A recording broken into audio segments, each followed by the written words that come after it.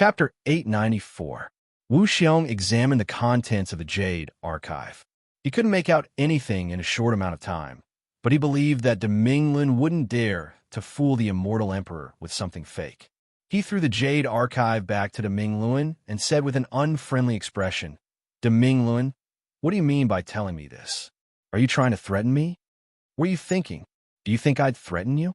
Dominglin put the Jade archive away and sighed. "I just want you to be mentally prepared. You might as well postpone your wedding to avoid being implicated. If things go south, you still have to get rid of them when you return. It's just a woman, and there are plenty of women in the world. With our status in the immortal realm, we can get any woman we want. Brother Wu, it's best if you kill her and show the immortal emperor your loyalty. After all, you've only known each other for a short while. This will clear your name." As he spoke, he made a throat-slitting gesture. Wu Xiong's face immediately darkened. He stared at Dominglin and said in a low voice, "Are you saying that I should kill my own woman? Brother Wu, you're being too serious. If she really was your woman, how could I say such a thing?" Dominglin waved his hand and revealed an expression of a man who was decisive. "She hasn't married you yet, right? She's still some distance away from becoming your woman." Wu Xiong clenched his fists in his sleeves and narrowed his eyes at Dominglin. "Then why aren't you afraid of being implicated? Why are you willing to take the risk to ask the immortal emperor to rid Wei Chuanxiu and Yun Peng of suspicion? That's a completely different matter. Haven't you heard that brothers are like limbs and women are like clothes?" Dominglin glanced at the sleeves that covered Wu Xiong's fists and said calmly, "Women can be changed, but not limbs. Women can be changed, but not limbs. You're indeed a rare man. No wonder the immortal emperor gave you control of such a large merchant alliance." Wu Xiong scoffed. "Then how are you going to protect them before the immortal emperor?" Dominglin said with a serious expression, "I will do my best until my last breath. I will use my life as a guarantee to immortal emperor that Yun Peng and Wei Chuanxiu did not know that Yu Qianqiu could control 10,000 swords beforehand." Wu Xiong nodded his head. With his hands behind his back, he slowly circled around the Great Bright Wheel twice. After pondering for a while, he stood face to face with the Great Bright Wheel. He squinted his eyes and said word by word, "Brother Mingluan's words about women being like clothes. Forgive me for being unable to agree." Domingluan was wide-eyed and tongue-tied. Then he swiftly looked around and waved his hands repeatedly, saying, "Brother Wu is talking nonsense, talking nonsense.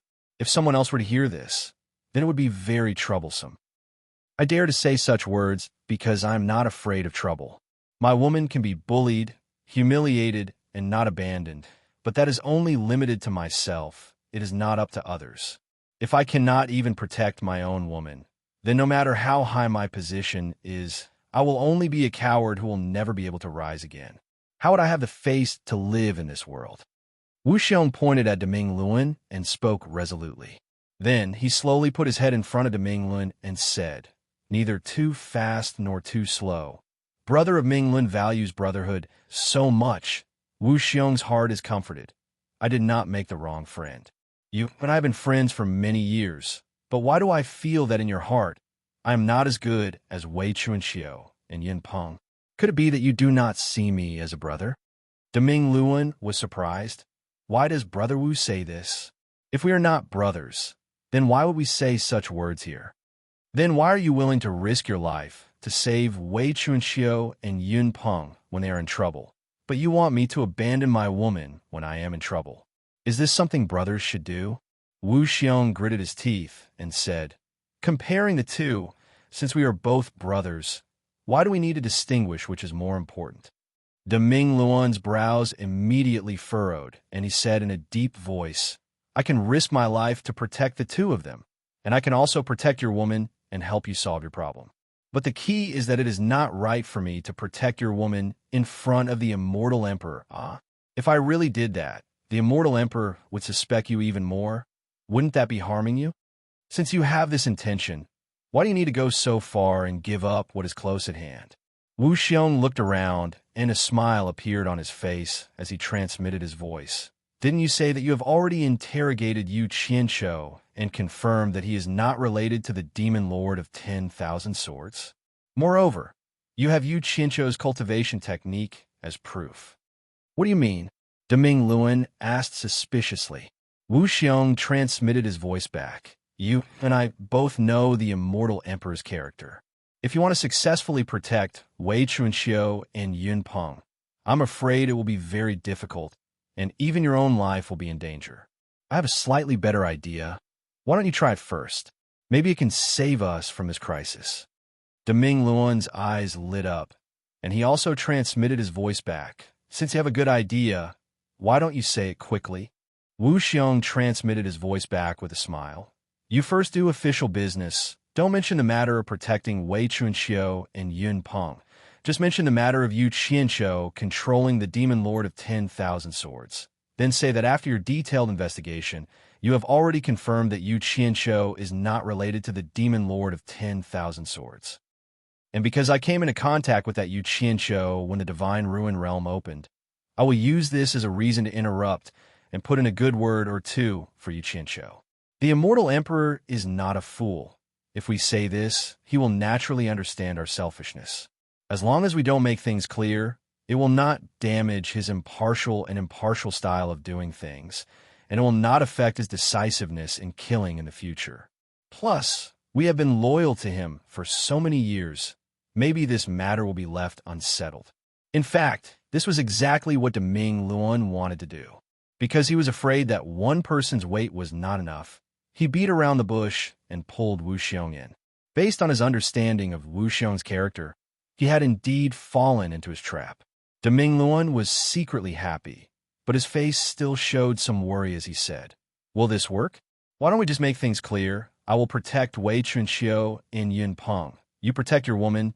Maybe he will let us go on account of our many years of service." He talked back and forth, but he did not mention protecting Yu Qianzhou.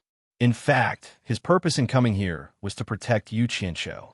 There was no other way, since Wei Chunxiu had already said that Yu Qianzhou was very important to him. He could only do his best. In fact, Deming Luan was indeed a person who valued relationships and righteousness, but he also knew that in order to survive in the immortal world, it was unavoidable to use the necessary methods. Although some methods were not suitable for his brothers and friends, it was most important to do his best to protect everyone. He was the type of person who had the ability, methods, schemes, and even ruthlessness. It was because of this ability that Jintai picked him to lead the Chamber of Commerce Alliance. However, he was also the type of person who put in the effort for his brothers and friends without asking for anything in return. Because of this, he felt that the long path of cultivation would not be lonely, and he would not let the merciless years gradually make him cold. This was because he knew better than others that the path of immortality was long. No matter how far one walked, no matter how high one's cultivation was, one would still be lonely. And friends like Wei Chunxiu and Yun Peng, who could risk their lives for him at any time, were indispensable. It was really good to have their company along the way. Although they were beasts and he was human, sometimes beasts valued relationships more than humans. If he lost a friend like this, he would not be able to make up for it even if he wanted to. So, Deming Luan wanted to do his best to protect them. Because such friends had come all the way, they had gone through all kinds of trials and tribulations. Everyone knew each other very well. It was almost impossible to find such a reassuring friend in the immortal world. There were many people with low cultivations who were willing to make friends with you, maybe because they wanted a backer. Those with equal cultivations were all scheming and deceiving each other.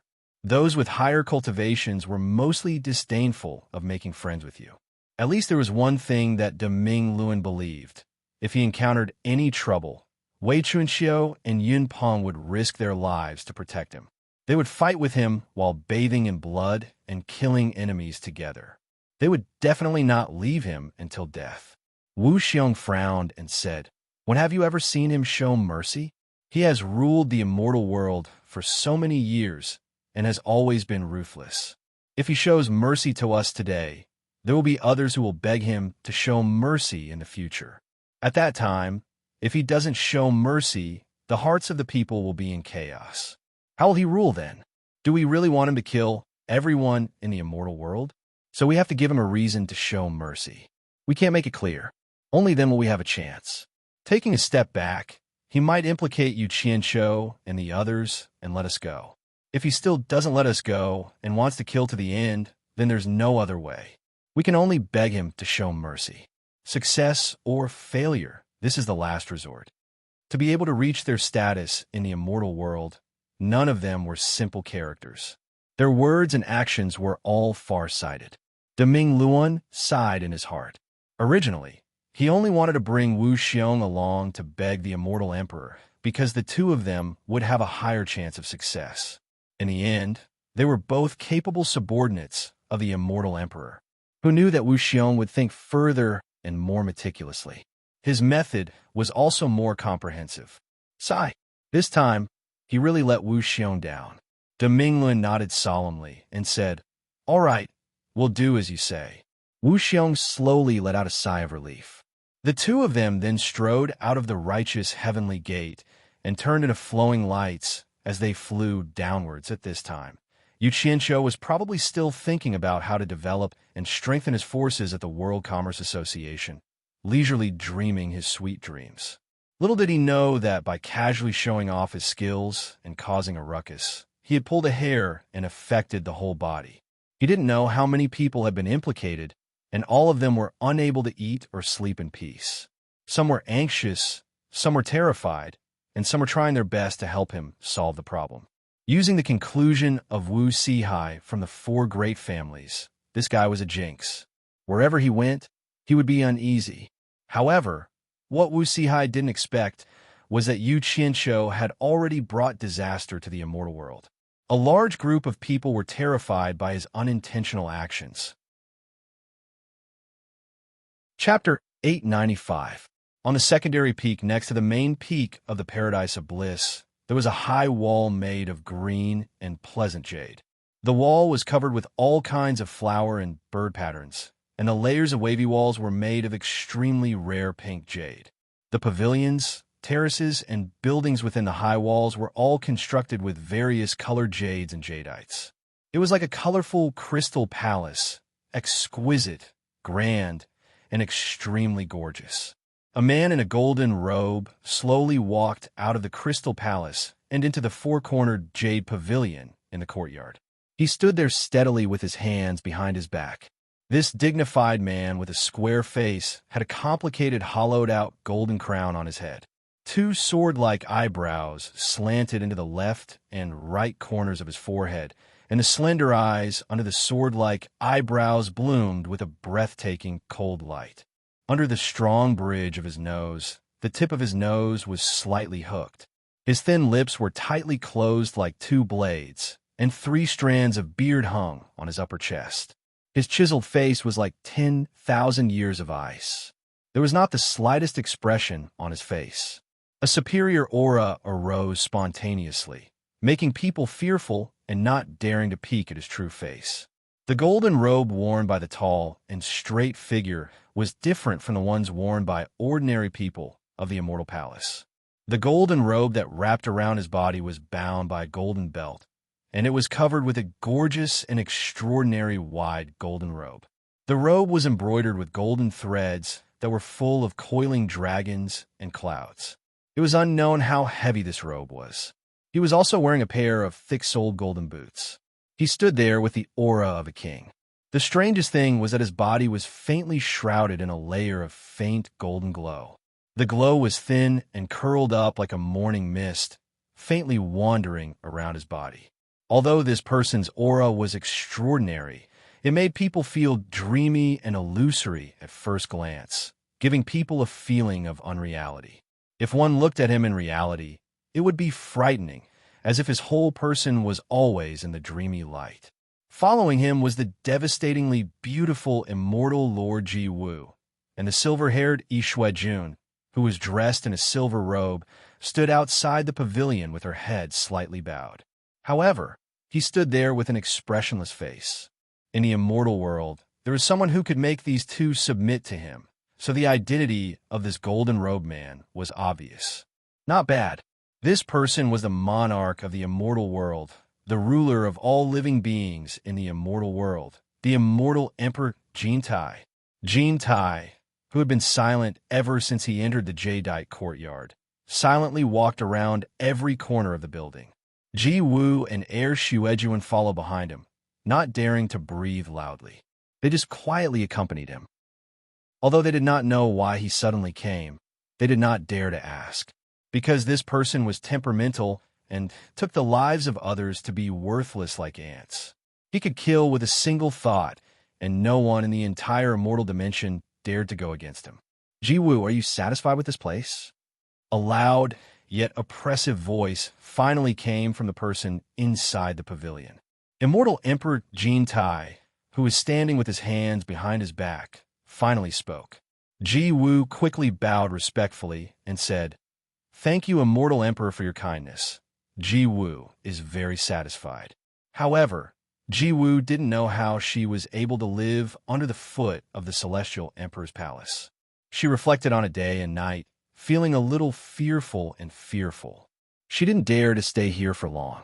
After repeated consideration, Ji Wu decided to bid farewell to the Immortal Emperor and find another place to stay. Jade slowly turned around, his half-closed eyes flashing with a bright light. He stared at Ji Wu for a while and said, "Since you're very satisfied, why look for another place to stay? This place was built for you.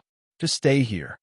Ji Wu wanted to continue to decline, but Jade's eyes flashed coldly. He stared at the thatched cottage on the side and asked, "Heir Shuejuan, did you build this thatched cottage?" As soon as this was said, Ji Wu could not say the words that were on the tip of her tongue. She was a little nervous, afraid that Jade would attack Heir Shuejuan again. Heir Shuejuan cupped his fists expressionlessly and said, "Yes." His tone was stiff, without the slightest respect. Jade stared at him coldly. There was no abnormality, but there was a terrifying, invisible pressure that forced Heir Shuejuan to take a few steps back on the spot.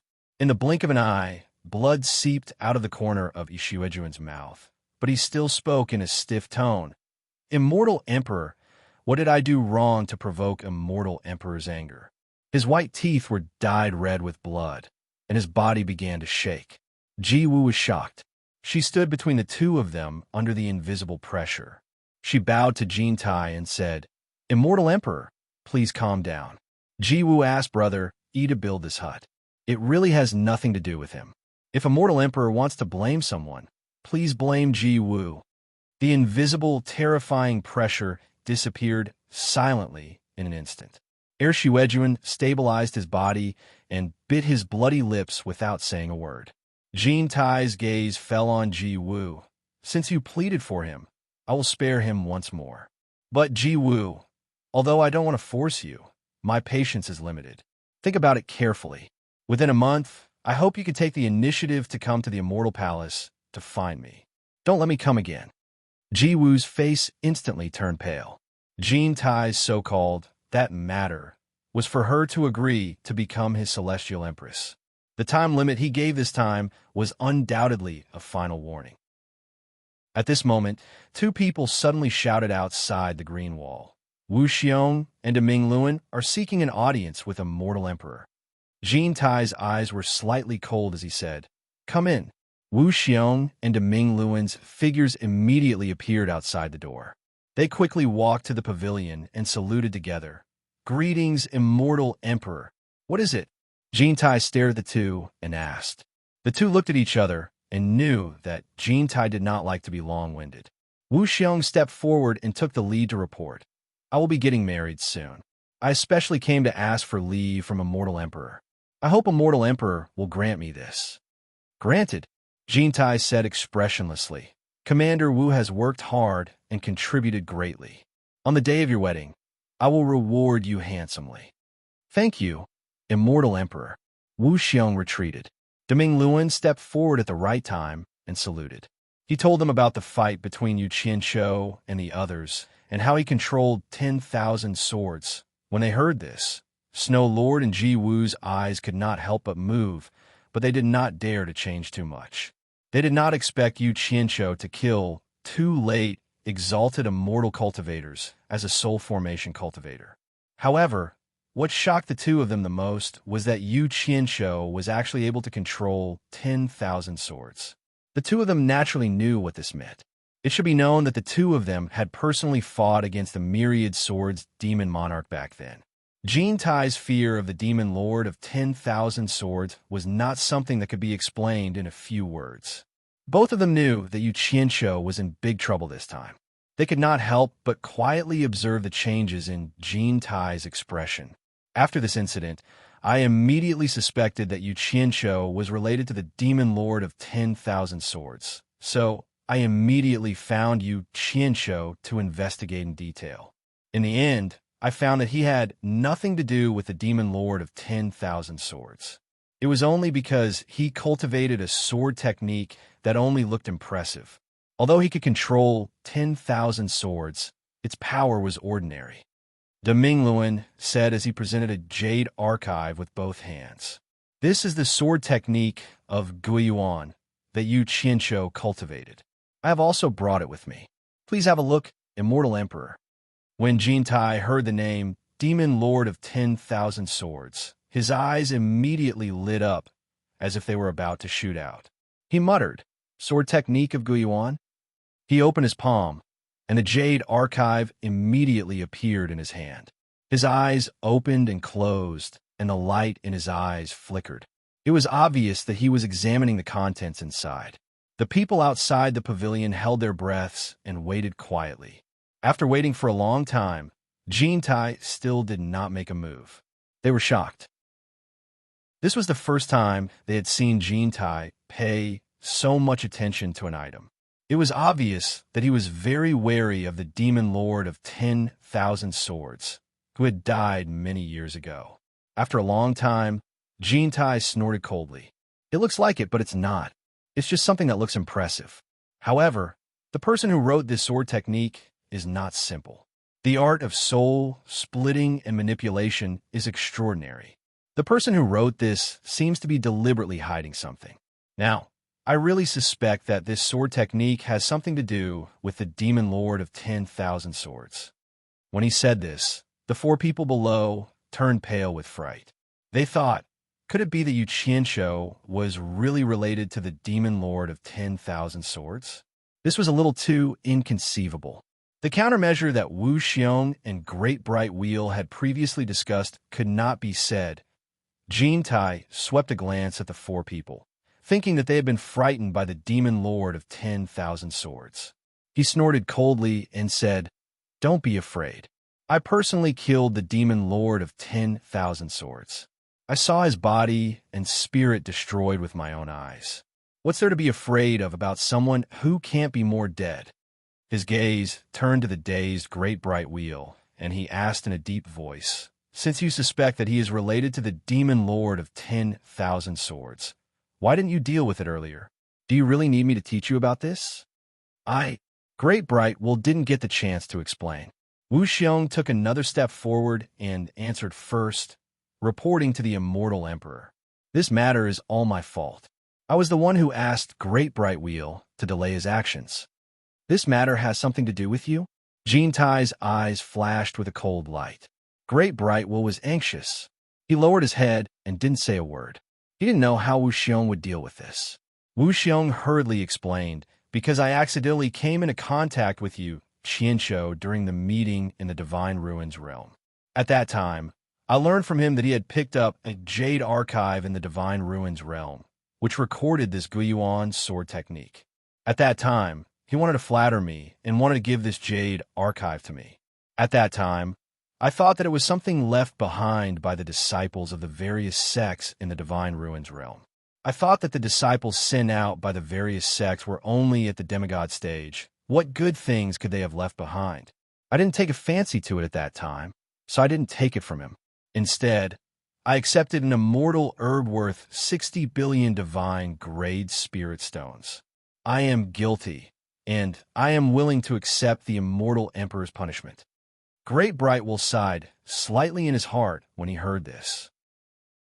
In order to protect his woman, this Wu Xiong actually didn't hesitate to make up lies and dirty lies. "Oh, I didn't think that the external affairs great commander of my immortal palace would also learn to accept bribes. Tai said indifferently, then raised the Jade archive in his hand. A strange light flashed in his eyes as he said, in that case, this Jade archive actually came from the Divine Ruins realm. Wu Xiong, are you sure you didn't make a mistake? Chapter 896. This official can confirm that this Guiyuan sword art was picked up by Yu Qianshou from the Divine Ruin realm. Wu Xiong replied respectfully. He was worried that there was something wrong with the Jade archive in Tai's hand. Hence he confirmed that the sword art came from the Divine Ruin realm, but did not mention that the Jade archive came from the Divine Ruin realm. From the Divine Ruin realm? Tai muttered under his breath as he looked at the Jade archive in his hand. No one knew what he was thinking about, but he seemed to be confused. Everyone held their breath as they waited for a while. When Tai regained his senses, he glared coldly at Wu Xiong. A mere 60 billion divine grade spirit stones worth of immortal herbs can bribe the two of you to plead for mercy. It seems like even if this Yu Qianshou has no connection with the 10,000 Swords Sect, his ability is not small.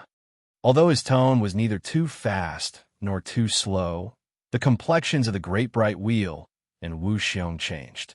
They knew that Tai was already very unhappy about this matter.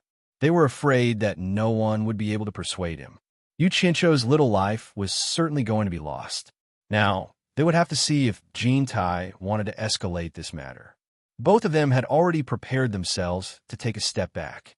It was no longer important whether they could protect Yu Qianshou at this critical moment. After all, Yu Qianshou had nothing to do with them. The most important thing was to protect their own people. Ji Wu pursed her lips, hesitating for a moment before asking, Yu Qianshou? The one who left those words on the waterfall? Yu Qianshou?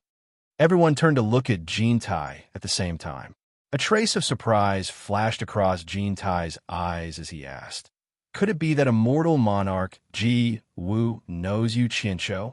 Immortal crocodile monarch looked at Ji Wu nervously, but Ji Wu took a step forward, replying respectfully, Ji Wu does not know this Yu Qianshou. I only heard that this person left some words on the waterfall and created some very beautiful things that attracted people from the immortal world. She turned to look at the Great Bright Wheel. Great Bright Wheel is in charge of the Chamber of Commerce Alliance and has lived in the hallucinatory immortal city for a long time. I wonder if she's really as beautiful as the rumors say? Dominglun was slightly startled. Then he cupped his fists and said, replying, immortal monarch, it is true. This should be his way of doing business and attracting people. For this, he even specially built the tallest building in the celestial world, which is 23 stories high. It is indeed quite unique. Ji Wu faintly smiled and said, this Yu Qianshou is also a wonderful person. He actually thought of such a method to attract people. If there's a chance, I'll have to pay a visit to his World Chamber of Commerce. If that World Chamber of Commerce is really as beautiful as the rumors say, I would like to invite them to help me design and build a beautiful residence in the future. Dominglun and Wu Xiong looked at each other speechlessly. Then, they quietly looked at Tai. Tai glanced coldly at the Crystal Palace, then looked at Ji Wu and asked, Immortal Lord Ji Wu, are you not satisfied with this residence? I wouldn't dare. Ji Wu bowed and said, the Celestial Emperor personally gave me a place to stay. Ji Wu is only grateful and doesn't dare to be dissatisfied. Although she spoke respectfully, everyone could hear that Ji Wu was clearly dissatisfied with this residence, but didn't dare to say it out of consideration for the Celestial Emperor's face. Tai frowned and said, if you don't like it, then build one that you like. He then tilted his head and said, Wu Xiong, summon that Yu Qianshou and tell him to build a satisfactory residence for immortal Lord Ji Wu. Tell him that if he does well, I will reward him. Wu Xiong was overjoyed. Since Tai said this, it meant that he wouldn't pursue the matter of Yu Qianshou anymore. Then all the danger was resolved. Wu Xiong was about to accept the order when Ji Wu shouted, wait. They looked over and saw Ji Wu bow and say, Ji Wu appreciates the Celestial Emperor's kindness. However, This Yu Qianshou might be related to the demon monarch of myriad swords. How can Ji Wu do something that will make the celestial emperor unhappy just because of my own small preferences?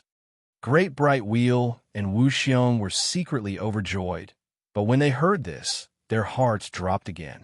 Jin Tai paused and stared at Wu Xiong and Great Bright Wheel and said, "You two have really investigated whether this Yu Qianshou is related to myriad swords." "Yes, we don't dare to lie." Great Bright Wheel and Wu Xiong replied in unison. The two of them had thrown caution to the wind this time. Although they said they didn't dare, in reality, they were lying. Jin Tai nodded slightly and said, "Ji Wu, since they have already investigated, it means that Yu Qianshou indeed has nothing to do with Wang Jian. Recruiting him to build you a residence that you like can't be considered as abandoning the public for personal reasons. Moreover, a person who has been dead for a long time is not enough for us to go to war." These words were equivalent to confirming the matter.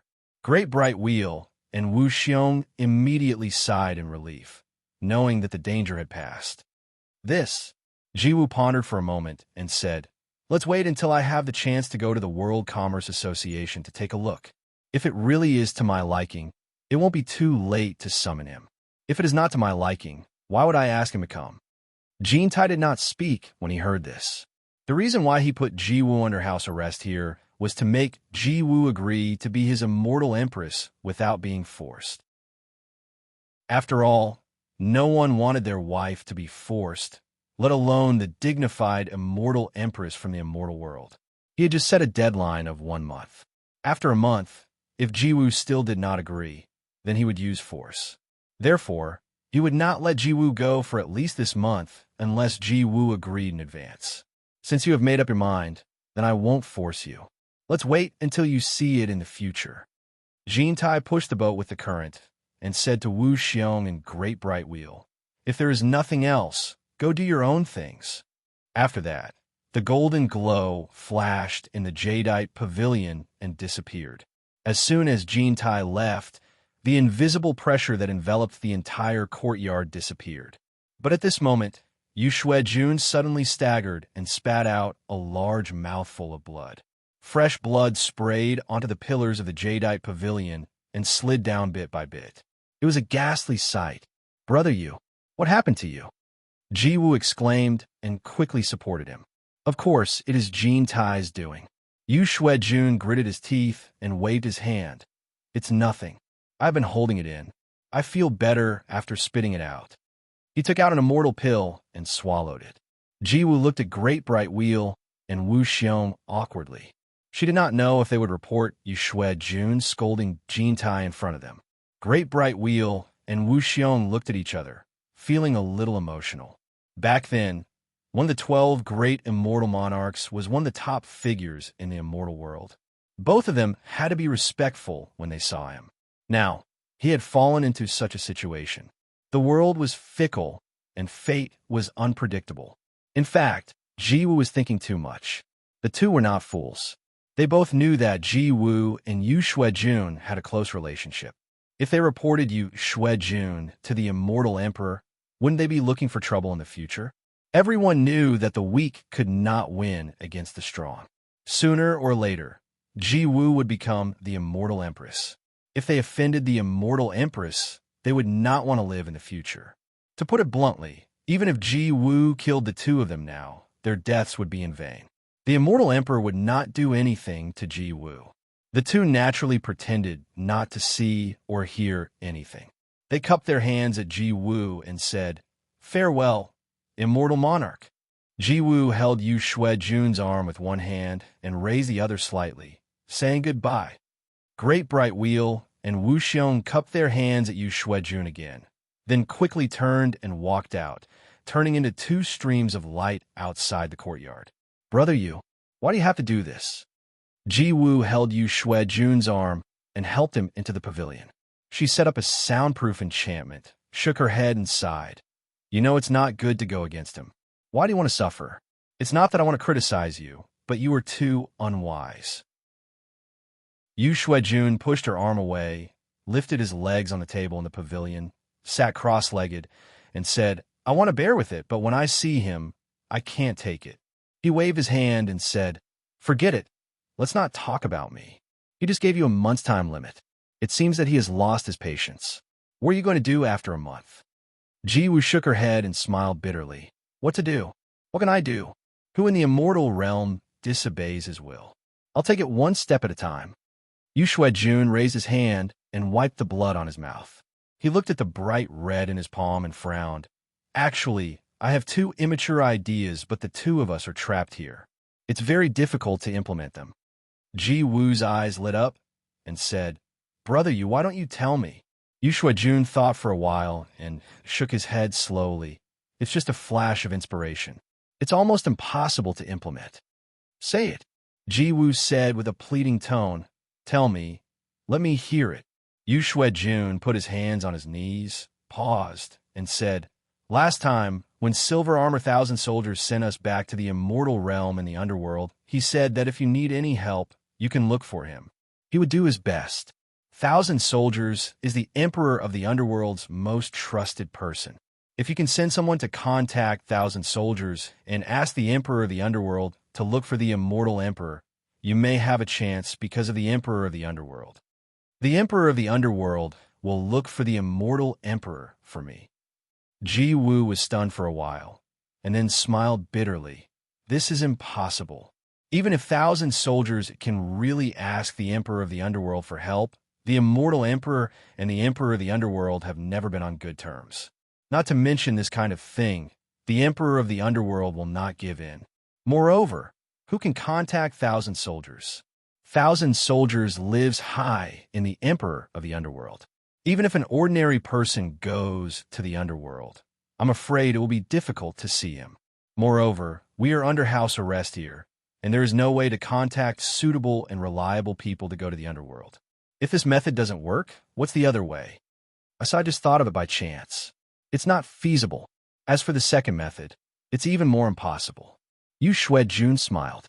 At this time, there was no psychological burden. He said casually, "At present, apart from the emperor of the underworld, there is another person who may help you. That person is Yu Qianzhou's master, Bai Changchun. Although Bai Changchun was defeated by the emperor of the underworld, with his ability to fight against 4 underworld generals alone, I dare say that in the immortal realm and the emperor of the underworld, no one is his match. The most terrifying thing about this person is that no matter what kind of expert he meets, he gets stronger the more he fights. I have seen this person's ability. I am afraid he will not die so easily. Maybe his cultivation is even stronger now." Chapter 897. Ji Woo's expression froze. She had fought with Bai Changchun twice. When it came to Bai Changchun's ability, she knew it better than Jun. He was an extraordinary existence, and the more he fought, the stronger he became. She clearly remembered that when they first fought, Bai Changchun was still no match for her and Yishao. But when he appeared again not long after, that terrifying scene was still fresh in her memory. Jun saw that she was silent and lowered his voice. "If Bai Changchun is not dead, I believe that he is the one who is qualified to fight against Kentaichi. Because I don't think Jintai is necessarily the opponent of Emperor of the Underworld. Since Bai Changchun can fight with Emperor of the Underworld, he can naturally fight with Jintai. If Yu Qianzhou can contact him and ask him to deal with Jintai, even if he is not Jintai's opponent, at least he can make Jintai forget about you for a short time. If he can kill Jintai, it will be better." But he was seriously injured by Emperor of the Underworld and fled into the boundless dark land. Now I don't know if he is dead or alive. Even if he is still alive, can Yu Qianzhou find him? Even if he can find him, why would Yu Qianzhou let his master take such a big risk? Brother, think about it. If Bai Changchun comes here to challenge Jintai, Emperor of the Underworld will come to take revenge. At that time, Bai Changchun will not only face Jintai. Jiwoo bitterly smiled and said, "Besides, it's not good to tell him this through someone else. We're under house arrest here, so there's no way for us to meet him. If someone else told him this, do you think he would believe it? Most importantly, he doesn't need to help me like this. I said it is an immature method. If you say that he doesn't need to help, then you are overthinking. You have saved his life just now." Shouldn't he be grateful? Ji Woo shook her head and said, "But he saved me before. If he didn't save me before, I don't need to save him this time. An eye for an eye. No one owes anyone anything, so we cancel each other out. It's a pity that you and I don't have a chance to go to the illusory Immortal City. Otherwise, I would have to ask him to contact his master," Snow Lord replied casually. But in his heart, he was thinking that if he could really meet Yu Qianqiu, he could ask Yu Qianqiu for help. If Yu Qianqiu dared to refuse, he could threaten him with the fact that he touched Ji Woo's butt. Yu Qianqiu had to consider whether Jin Tai would skin him alive if he touched Jin Tai's wife's butt. As soon as the two streaks of light flew out of the Paradise Immortal Realm's mountain range, they immediately slowed down. Wu Xiong and Deming Luan looked at each other with lingering fear in their hearts. Even now, they still didn't dare to believe that they had passed the test just like that. Our luck is good. I didn't expect Dancing Ji Immortal Monarch to stand up for me at such a critical moment. Wu Xiong shook his head in disbelief. Look, I'm so lucky. If it wasn't for Immortal Lord Wu Ji, I really can't think of anyone else in the immortal world who could change the Immortal Emperor's attitude. It's not just our luck, it's also Yu Qianqiu's luck. I didn't expect those strange things he came up with to save his life at such a critical moment. It's not just good luck, it's simply good fate. Deming Luan recalled the incident and could not help but sigh. It's good that the crisis is over. Wu Xiong cupped his hands as he flew and said, Brother Mingluan, I still have some matters to attend to, so I'll take my leave now. Deming Luan also cupped his hands in farewell, and the two immediately sped up in two different directions. The two of them sighed, but they didn't know that Ji Wu's words were not because of their or Yu Qianqiu's good luck. Other than Heir Shuijun, no one knew that Yu Qianqiu and Ji Wu had known each other for a long time. Because of this relationship, it was the key to surviving this crisis. But then again, if Bai Changchun hadn't shown mercy to Ji Wu in the Holy East Land, then Ji Wu wouldn't have helped him today. But if Ji Wu had been killed by Bai Changchun, Heir Shuijun would not have been able to return to the Celestial Realm with Ji Wu. If Heir Shuijun did not return to the Celestial Realm with the small silver ball that Yu Qianqiu gave him, then Yu Qianqiu would still be in the human world as Dugu Qiubai and would not come to the Celestial Realm. Therefore, some things were predestined, and they could only develop step by step. The World Chamber of Commerce's business had begun to get on the right track, and hundreds of feudal lords were gradually getting into the swing of things. After careful consideration, Yu Qianqiu understood that his first plan in the Celestial Realm had succeeded. With the World Chamber of Commerce as a pretense for doing business, the next step could be justifiably to cooperate with Skyward Palace. As long as he obtained the various immortal pills he needed, it would not take long for a large number of immortal realm experts to appear in his hands. Just think about it. If the feudal lords, the army of Utopia, and the hundreds of thousands of cultivators in the human world all reached the immortal realm, it would be a terrifying thing. The more experts there were, the stronger he would be, and many things would be easier to do.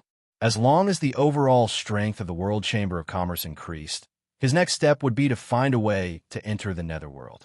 He could not let Bai Changchun's life and death be unknown. Until now, he still tried to contact Bai Changchun every day, but there was no news. This made him very anxious, but he understood that some things were useless to be anxious. He could only take it step by step. However, if he wanted to walk in the Netherworld, he would not be able to do so without enough manpower and strength. Now that he knew a lot, the Netherworld was too vast, many times larger than the Celestial Realm. There was also the endless land of darkness, which few people set foot in. For this reason, Yu Qianqiu had already thought about it. As long as he could find out whether Bai Changchun was dead or alive, he would not hesitate to throw hundreds of thousands of immortal realm cultivators into the Netherworld. I don't care how vast the Netherworld is. As long as there are ghosts, there will be my people. I don't believe that I can't find any clues. This was what Yu Qianqiu thought. For this day to come, Yu Qianqiu could be said to have put in a lot of effort. However, things were somewhat unpredictable. He had arranged for Shui Mingqing to contact Skyward Palace about purchasing immortal pills, but who knew that there would be no news at all. For this reason, Yu Qianqiu even personally went to Skyward Palace's branch. In the end, the disciples of Skyward Palace's branch told him that the elders in charge had left to attend to something. Yu Qianqiu immediately felt that it was strange. Shui Mingqing was too heartless. He did not even think of a way to send a message before leaving. So he tried to find Du Feng, Hui Yunlong, and the others. In the end, the answers he got were similar. This made him suspect that these people were deliberately hiding from him. It was not until he met Wan Ling, who took the initiative to visit him and build a good relationship with him, that his guess was confirmed from her mouth. This group of people was indeed deliberately hiding from him. After asking for the reason, Yu Qianqiu was suddenly speechless. It turned out that these people were also frightened by the scene of him controlling the 10,000 swords. They all suspected that he was related to the 10,000 swords Demon King. They were afraid that when the Immortal Palace took action, they would implicate him, so they deliberately distanced themselves from him. In fact, Yu Qianqiu himself did not pay much attention to this matter in the beginning. After all, he had already passed this hurdle in front of the Great Bright Wheel. But now that this group of people had messed with him, he also became nervous. Thinking about it, it made sense. The Great Bright Wheel was the Great Bright Wheel. It definitely did not represent the attitude of Immortal Emperor Jin Tai. The latter was the master who held the power of life and death. On the rooftop of the World Commerce Association, there was a long rattan chair that could seat 3 people. However, there was only a man and a woman sitting side by side in the sun, looking a bit like a couple. Yu Qianqiu was worried, but on the surface, he lazily said, "Thank you for telling me this, but they are all afraid of being implicated by me." "Are you not afraid?" Wan Ling tilted her head to look at him and chuckled. "Others may not know your background, but do you think I don't know? Do you think I need to be afraid?" Yu Qianqiu was startled. Think about it. The other party thought of him as a trusted secret agent of the Immortal Emperor. Why would he be afraid? Speechless, he tilted his head to look at the smiling Wan Ling. She was quite pretty. No matter how he looked at her, she did not look like such a pervert. He couldn't help but ask, "Wan Ling, I heard that you like to steal other people's husbands. Is that true?" Wan Ling's smile abruptly stopped. Her expression slightly darkened. If someone else said this in front of her, she would have already exploded. However, the person in front of her was Yu Qianqiu. At this moment, a figure suddenly appeared in front of the two of them. The newcomer was wearing a golden robe and was thin. Who else could it be but Deming Luan? The two of them quickly stood up and bowed. Deming Luan seemed to be a bit surprised that Wan Ling would be alone with Yu Qianqiu. He then directly asked Yu Qianqiu, "Where is Wu Xiong's wife?" "Oh, she left early in the morning." Yu Qianqiu was a bit apprehensive as he asked, "Why did Executive come here?" Deming Luan looked at Wan Ling and didn't say anything. It seemed that it was not very convenient with an outsider around. Yu Qianqiu understood and immediately smiled at Wan Ling. "I have some things to do here, so I won't keep you for long. Come and play often when you have time." Wan Ling nodded and bowed to Deming Luan before flying away from the rooftop. Before she left, she couldn't help but look deeply at the two of them. From the way the two of them talked, she could tell that the relationship between the two of them was not ordinary, especially when the two of them looked like they wanted to whisper something. Why was there a need for the dignified executive of the Chamber of Commerce Alliance to be like this with a small World Commerce Chamber sect leader? From this, Wan Ling was even more certain that Yu Qianqiu was a secret agent of the Immortal Emperor. At the same time, she was even more certain that nothing would happen to Yu Qianqiu. Deming Luan looked around the rooftop and asked, "Where is Wei Chunxiu and Yunpeng?" Yu Qianqiu shook his head and sighed. "AI, don't mention Wei Chunxiu anymore. I don't know what happened to him, but he seemed to have lost his soul these 2 days. He was crying and talking about his already dead daughter, Xiao Yuer." Deming Luan immediately knew what was going on. He had personally given that bat Jade pendant to Wei Chunxiu, so he had already expected it. He immediately frowned and said, "Where are they? Bring me to find them. Please follow me." Yu Qianqiu led Deming Luan down the rooftop. After entering the interior of the 22nd floor, Deming Luan was also attracted by the clean, bright, and simple style. He couldn't help but look around a few more times. The two of them came to a large door at the end of the corridor. Yu Yu Qianqiu pushed open the door and pointed inside. Chapter 898. This was a large room. There were 2 rooms on the top floor. There were no furnishings inside, only a few rattan chairs. The room was very quiet. Yin Peng silently stood by the window and looked outside. Wei Chunqiu had finally stopped crying. He was paralyzed on a rattan chair with a dazed expression. The door was pushed open, causing Yin Peng to turn his head. Wei Chunqiu was still lying there, unmoved. Seeing the 2 walk in, Yin Peng stared at the great bright wheel and said lightly, "You shouldn't have given him this jade pendant." The great bright wheel looked at Wei Chunqiu, who was holding the bat pendant in a daze, and said disapprovingly, "Let him be like this. It'll be fine once the sadness passes." "How did it go?" Yin Peng's gaze turned to Yu Qianqiu and said, "What does immortal Emperor Jin Tai plan to do to him?" Yu Qianqiu's heart clenched when he heard this. This was also the result he wanted to know. Perhaps she was stimulated by the words, "Immortal Emperor Jin Tai." Wei Chunqiu, who was paralyzed on a rattan chair, made a goo-goo sound in her throat. Her pair of lifeless eyes that were immersed in the past gradually became lively. The 3 looked at him at the same time. Wei Chunqiu looked at the great bright wheel, then stared at the bat pendant in his hand for a while, and then carefully put it away. "You're back from the Immortal Palace?" Wei Chunqiu struggled to stand, as if he had just recovered from serious illness. The others saw that he was speaking normally again and didn't say anything. They didn't want to bring up his sad past again. The great bright one nodded slightly and said, "This time, it was a fluke. At least it passed unscathed. The Immortal Emperor has already made his stance clear. He won't pursue this matter anymore." Yu Qianqiu's tense nerves immediately relaxed. He smiled at the 3 people who were looking at him in a simple and honest manner. Wei Chunqiu tilted his head to look at the great bright wheel and said, "When did Jin Tai become so easy to talk to? You must have put in a lot of effort. Otherwise, with Jin Taining's habit of not letting the wrong person go, this guy would probably be in trouble. I did put in some effort, but it was useless." Deming Luan stared at Yu Qianqiu and said, "Actually, the one who played the decisive role was someone else. This brat's fortune was really good." At the crucial moment, Immortal Monarch Ji Wu suddenly spoke up for him. This was why the Immortal Emperor changed his mind. It was so close. "Immortal Monarch dancing Ji?" The 3 of them exclaimed in unison. Wei Chunqiu asked curiously, "Why would Immortal Monarch Wu Ji speak up for him?" Deming Luan immediately explained what had happened.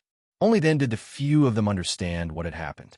Wei Chunqiu immediately clicked his tongue and said, "It seems that you are really lucky.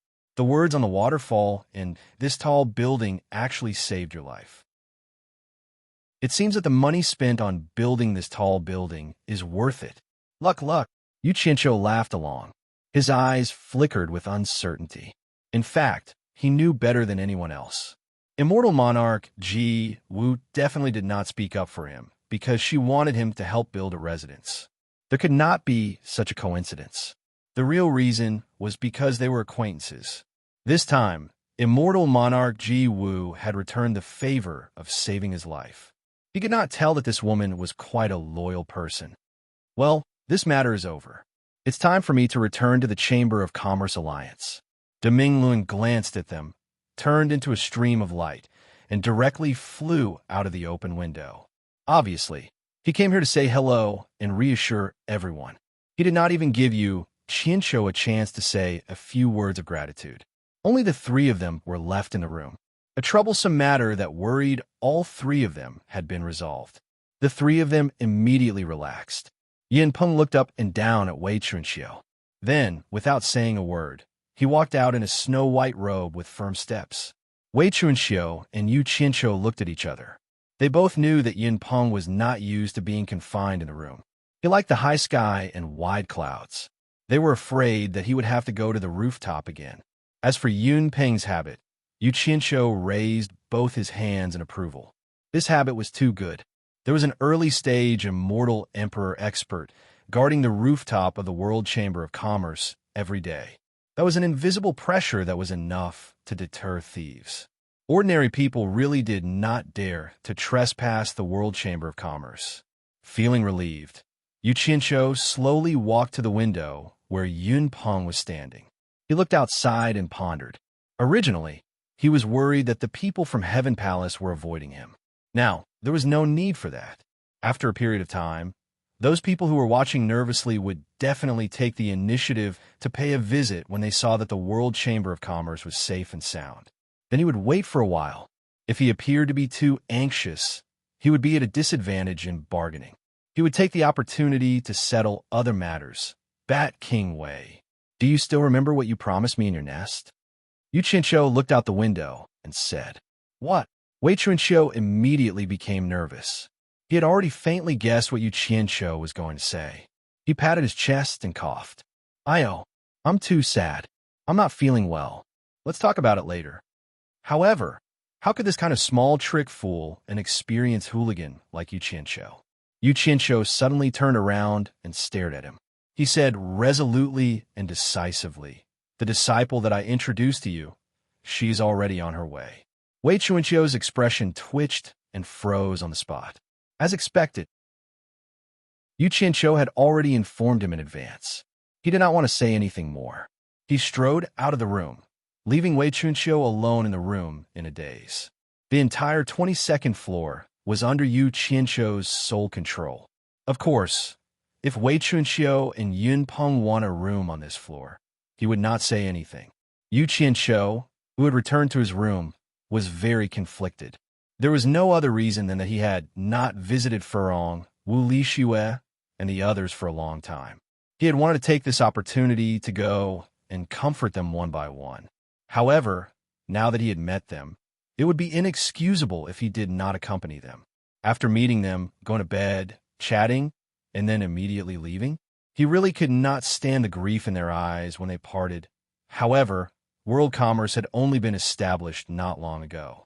Trouble could come knocking at their door at any time. He could not abandon world commerce to accompany women all day. Hugging a beauty in one hand and wielding a sword to conquer the world with the other was a good idea. He had heard of such a cool thing, but who would dare to do such a thing? They would definitely die a quick death. Moreover, he was still carefully working hard. How could he have the qualifications to act cool? He could only make them wait. He would bring them back after he had established himself. Yu Qianqiu comforted himself and disappeared from his room.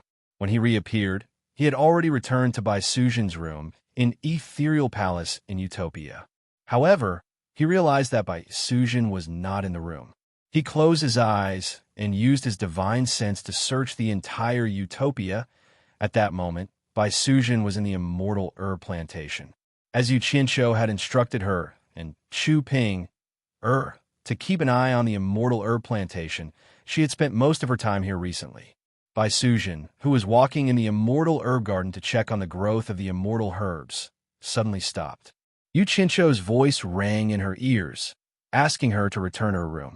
A peaceful smile appeared on Bai Sujin's face. In a flash, she flew towards Ethereal Palace. As Yu Qianqiu's cultivation was no longer what it used to be, the entire area of Utopia had become very wide. Mountains and rivers had appeared one after another. Because of this, the purple chaos was getting further and further away from Ethereal Palace. In order to make better use of the purple chaos to plant immortal herbs, the immortal herb garden was set far away from Ethereal Palace. After half a day, Bai Sujin returned to her room. As soon as she entered the room, she saw Yu Qianqiu lying on her couch and looking at her with a smile. A gentle smile appeared on Bai Sujin's face. She walked to the couch and sat down.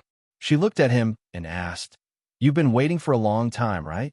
Actually, Yu Qianqiu didn't wait for long. Seeing that Bai Sujin wouldn't be back for a while, he was afraid that something would happen during this half a day. Thus, he returned to the World Commerce Association to oversee things. He only silently watched Bai Sujin fly back. When Bai Sujin was about to arrive, he returned to her room. Yu Qianqiu didn't reply to her. He changed his position on the couch and rested his head on Bai Sujin's thigh. Bai Sujin also adjusted her position and tried to make him as comfortable as possible. She stroked his hair and asked, Did you summon me back for something? Smelling by Sujin's body fragrance, Yu Qianqiu, who was calming and relaxing, couldn't help but smile wryly when he heard this. When can I always lie down like this and not care about anything? Then I can have my clothes stretched out and food served, and there's even a beautiful woman to accompany me. As he spoke, he reached out and stroked by Sujin's tranquil and smiling face. I'm sorry. This time, I might have to break your peaceful life. Bai Sujin grabbed his hand that was stroking her face and looked down at Yu Qianqiu, who was lying on her lap. She smiled faintly and said, As long as you are well, this is my peaceful life. Do you need me to do anything? I know you don't have any interest in cultivation anymore, but I found you a master without your consent. I hope you won't be angry. Yu Qianqiu looked into Bai Sujin's eyes and said, If you really don't want to, then forget it. He had already decided that if Bai Sujin didn't want to, he definitely wouldn't force her. When the time comes, he would consider letting Lady Mu go. You found me a master? Bai Sujin was startled. Yu Qianqiu immediately climbed up and explained excitedly. I found him from the immortal realm. Your master is not ordinary. He explained how he met Wei Chuanxiu and emphasized the origin of the 10,000 Demons Heart Sutra in Wei Chuanxiu's hands. He told her that he hoped she could cultivate the 10,000 Demons Heart Sutra. Hearing this, Bai Sujin was very surprised. She didn't expect there to be such a powerful person like the ancestor of 10,000 demons, Tai Shu Zheng, in the demon race. Imagine how powerful the cultivation treasure left behind by a person who could be compared to the devil god would be. However, she was only surprised. Bai Sujin didn't seem to have much interest in this. She frowned and thought for a while, then slowly nodded and said, I'm willing. I hope I can help you after I've cultivated it.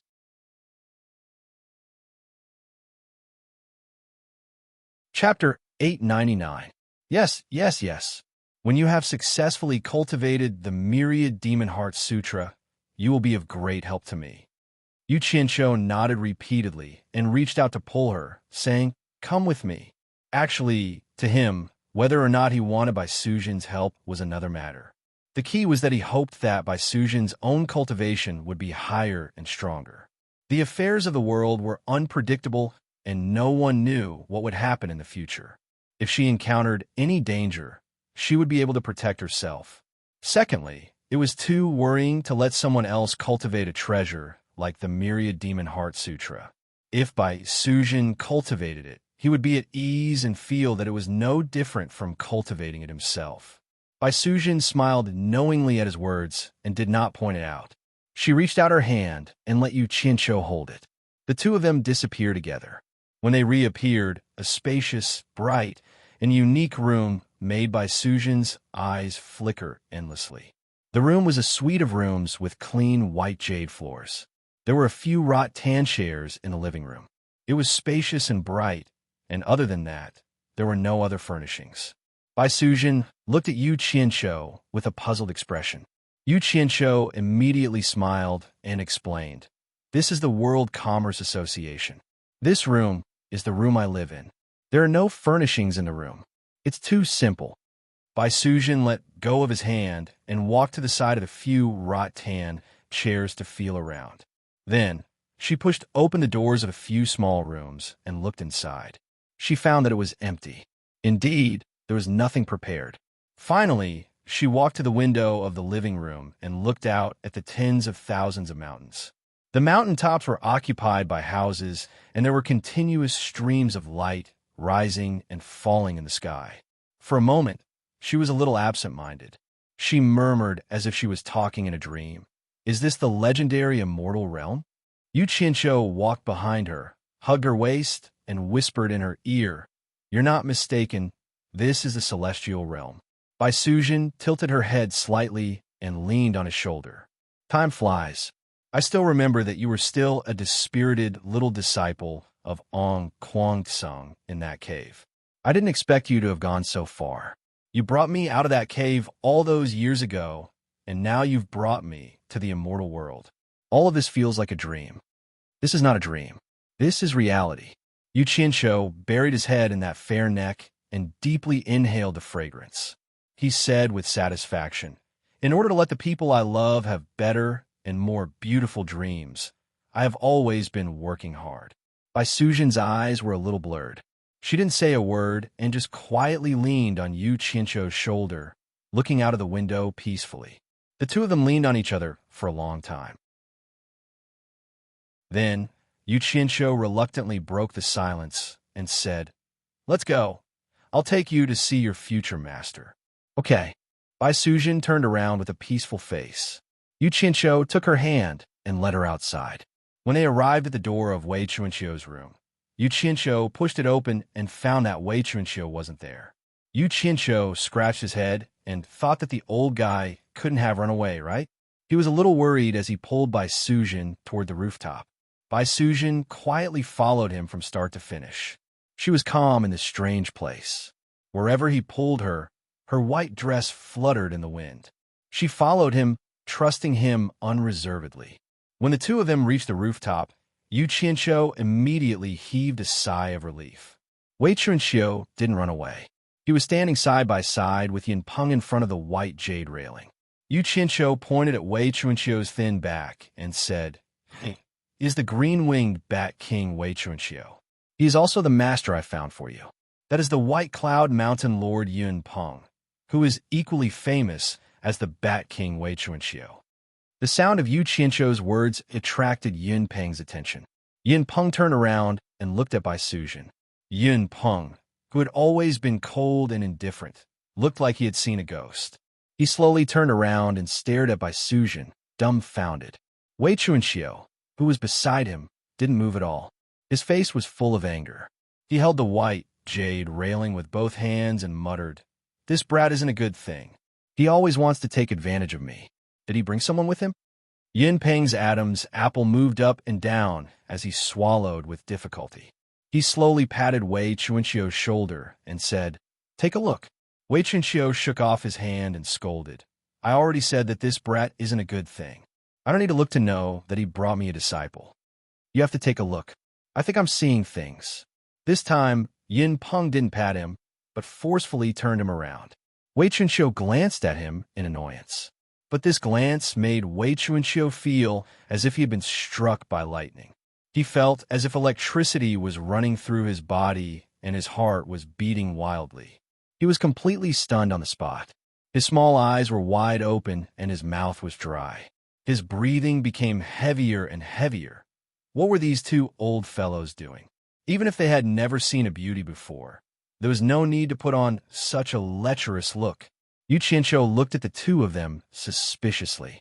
After standing in front of them, the two of them continued to stare at Bai Sujin without blinking. Even though Bai Sujin was calm and tranquil, she felt numb from the two people's gazes. She couldn't help but look at Yu Qianzhou. Seeing that Yu Qianzhou didn't say anything, she let go of Yu Qianzhou's hand. A gust of wind blew, and Bai Sujin, dressed in white, bowed and said, "Bai Sujin greets the two seniors." "Bai Sujin?" Yin Peng muttered and looked at Yu Qianzhou, who knew that Wei Chuanqiu, who was at the side, turned a deaf ear to Bai Sujin. As if having an epileptic seizure, he made a hugging gesture with both hands and walked shakily towards Bai Sujin. His face was filled with surprise and joy. He panted and said, Xiao Yuer, is that you? Is it really you? Father thought you. Why have you been hiding from Father? I know you're angry at Father. It's all Father's fault. I shouldn't have left you two mother and daughter alone." Bai Sujin was confused by him. She looked at Yu Qianzhou with a puzzled expression, as if asking, "Is this the master you found for me?" Yu Qianzhou raised his eyebrows and narrowed his eyes. He stared at Wei Chuanqiu, who was walking over shakily, to see what he was up to. However, Wei Chuanqiu's next action immediately made him angry. He saw Wei Chuanqiu's pair of experienced hands actually hug Bai Sujin's fair and clean face. It was really intolerable. Your mother." Yu Qianzhou was furious. He suddenly flared up and kicked Wei Chuanqiu's face. "Ah!" Wei Chuanqiu screamed and fell to the ground. Before he could react to what was going on, he saw Yu Qianzhou pouncing on him. He pinned him to the ground and gave him a crazy beating. Wei Chuanqiu cried out in pain. "Old shameless thing, You actually dare to play this trick. You dare to take liberties with my woman in front of me. Yu Qianqiu flew into a rage. He punched and kicked Wei Chunqiu, who was on the ground. Bai Suzhen was stunned. Yin Peng was also stunned. No one expected this scene to happen. When Yin Peng reacted and wanted to help, he only heard Yu Qianqiu scream in pain. He flew out with a shadow. Wei Chunqiu jumped up and pointed at Yu Qianqiu, who was rolling on the ground a dozen meters away. He shouted angrily, "You brat, do you want to die? You dare to hit Grandpa again? You don't want to live anymore." From the looks of it, he was beaten awake by Yu Qianqiu. A white shadow flashed, and Bai Suzhen had already flashed to Yu Qianqiu's side. She supported Yu Qianqiu, who was crawling up, and asked anxiously, "Are you okay?" Yu Qianqiu also had a footprint on his face. He was shaking his head and seemed to be a little dizzy. "Xiao Yu, do you hate Daddy so much that you would rather help him than Daddy?" Wei Chunqiu looked at Bai Suzhen, who was supporting Yu Qianqiu, and said bitterly. Tears were already welling up in her eyes. Her emotions were fluctuating a little. Old B** starred, "I'm going to kill you." Yu Qianqiu shook his dizzy head and shouted randomly. He couldn't even tell which direction he was going in. "Both of you shut up." Yin Peng shouted coldly and flashed to the middle of the two enemies. He first waved his hand and laid a soundproof enchantment on the rooftop.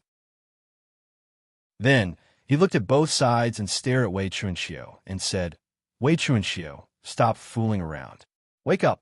This person isn't Xiao Yu. Xiao Yu is already dead." "Nonsense. Xiao Yu is clearly standing here." Wei Chunqiu shouted himself hoarse.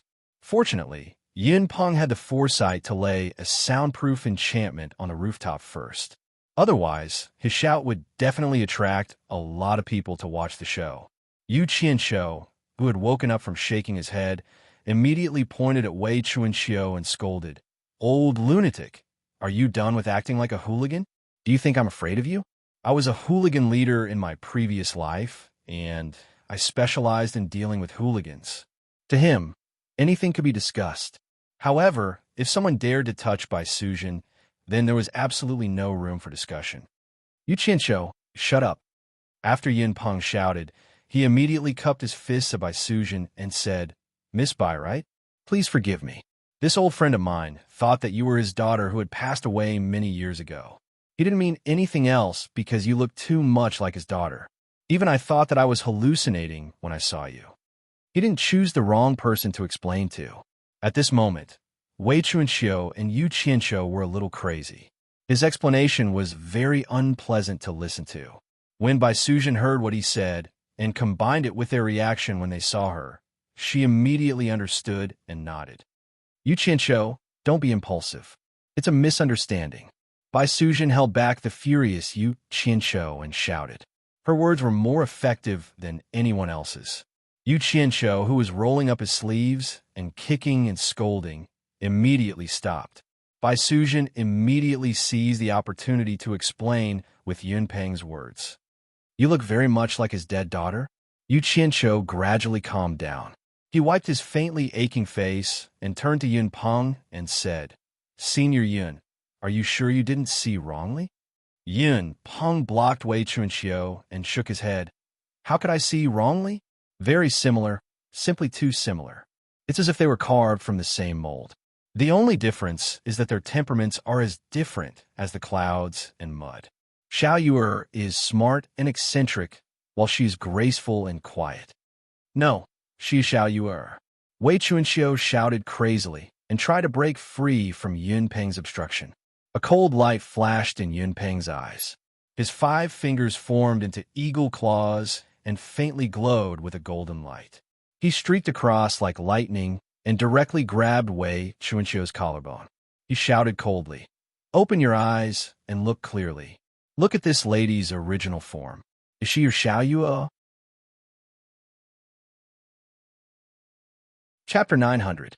Under Yun Peng's coercion, a layer of green light appeared in Wei Chunqiu's eyes. When he saw Bai Suzhen's true form, he was dumbfounded. He murmured, "White fox. How could this be? How could this be? She's not Xiao Yu at all. She only looks like her." Yin Peng pulled Wei Chunqiu's arm. Looks like Wei Chunxiu looked at Bai Sujin in a daze. He was stunned on the spot. Yu Qianqiu knew that he couldn't talk to him for a while. He could only wait for him to wake up. He pulled Bai Sujin and said, "There's something wrong with this guy's brain. Let's go." Before Bai Sujin was pulled away, she looked back at Wei Chunxiu with pity. After the two returned to the room, Yu Qianqiu leaned back on the rattan chair. He didn't expect something like this to happen. Bai Sujin shook her head with a faint smile. She took out a white handkerchief and wiped the footprint on his face. With this warmth, Yu Qianqiu's mood improved a lot. He pulled Bai Sujin to sit with him and told Bai Sujin everything he knew about the immortal world. No matter how surprising and dangerous Yu Qianqiu's story was, Bai Sujin always had a faint smile on her face. She listened carefully and would occasionally ask a question. Unknowingly, Yu Qianqiu lied on Bai Sujin's lap again. He didn't know when, but Yu Qianqiu fell asleep as he talked. On the long rattan chair in the living room, Bai Sujin, dressed in white, sat there quietly. She hugged her head on her lap. This quiet scene was suddenly broken by a knock on the door. Yu Qianqiu suddenly sat up and shouted, "Who is it? Come in." The door was pushed open, and Wei Chunxiu carefully poked her head out. She smiled and nodded at the two of them. Yu Qianqiu immediately rolled his eyes and shouted, "You shameless old thing, you even attacked me just now. I don't want to see you scram." Wei Chunxiu nodded and bowed, smiling apologetically. "It's a misunderstanding, a misunderstanding. Don't take it to heart." As he spoke, he closed the door and walked over with a smug face. His eyes kept sneaking glances at Bai Sujin's face. Wei Chunxiu casually cast a soundproof enchantment in the room, then dragged a rattan chair and sat across the two of them. She nervously asked Bai Sujin, "Miss, may I know where is this immortal land?" "What?" Yu Qianqiu glared at him and said, "She's my woman. What does it have to do with you where she is? Are you up to no good?" No. Wei Chunxiu waved her hand and said, "It's just that she looks too much like my late daughter." As she spoke, she checked Bai Sujin's cultivation and found that she was only at the end of the tribulation stage. She then asked Yu Qianqiu, "That she's the disciple you found for me?" Yu Qianqiu looked at the old man from head to toe and snorted coldly. "Originally, but I think there's something wrong with your character. I really don't feel at ease letting her be your disciple. Just pretend I didn't say anything about this. Don't mention it again in the future. I'll let her go back tomorrow." Bai Sujin looked at him in surprise. "Ah, go back." Wei Chunxiu suddenly stood up and pointed at Yu Qianqiu anxiously. "Oh, how can you go back on your words? How can you go back on what you said?" Yu Qianqiu was happy in his heart. He also stood up and walked around Wei Chunxiu twice. He said strangely, "You didn't agree at first. Isn't what I'm doing now exactly what you want? Bat King Wei, tell me honestly, what do you want?" Just as Wei Chunxiu was about to explain, he was taken aback. He took 2 steps back and looked at Yu Qianqiu. Suddenly, he chuckled and said, "Don't give me that. You know what you're thinking. You just want to take this opportunity to threaten me and force me to teach you the Heart Sutra." As he spoke, he looked back at Bai Sujin and said, "That's not a problem. I can promise you, but you have to promise me one thing." Yu Qianqiu was stunned. He had indeed seen through Wei Chunqiu's weakness. He wanted to use this opportunity to force Wei Chunqiu to teach Bai Sujin the entire 10,000 Demons Heart Sutra. This was because their previous agreement was that Wei Chunqiu's cultivation technique would allow Bai Sujin to protect herself against experts below the Immortal Emperor stage. Who would have thought that Wei Chunqiu was also an old fox? He saw through the other party's scheme in an instant. "Do you think everyone is as despicable and shameless as you?" Yu Qianqiu said with a face full of disdain. Wei Chunqiu laughed coldly. No matter what he said, he continued, "As long as you agree to my condition, I will do my best to teach you the 10,000 Demons Heart Sutra. If you don't agree, then forget it. But I warn you, this is your last chance. If you reject it, there will not be a second chance." Yu Qianqiu was stunned.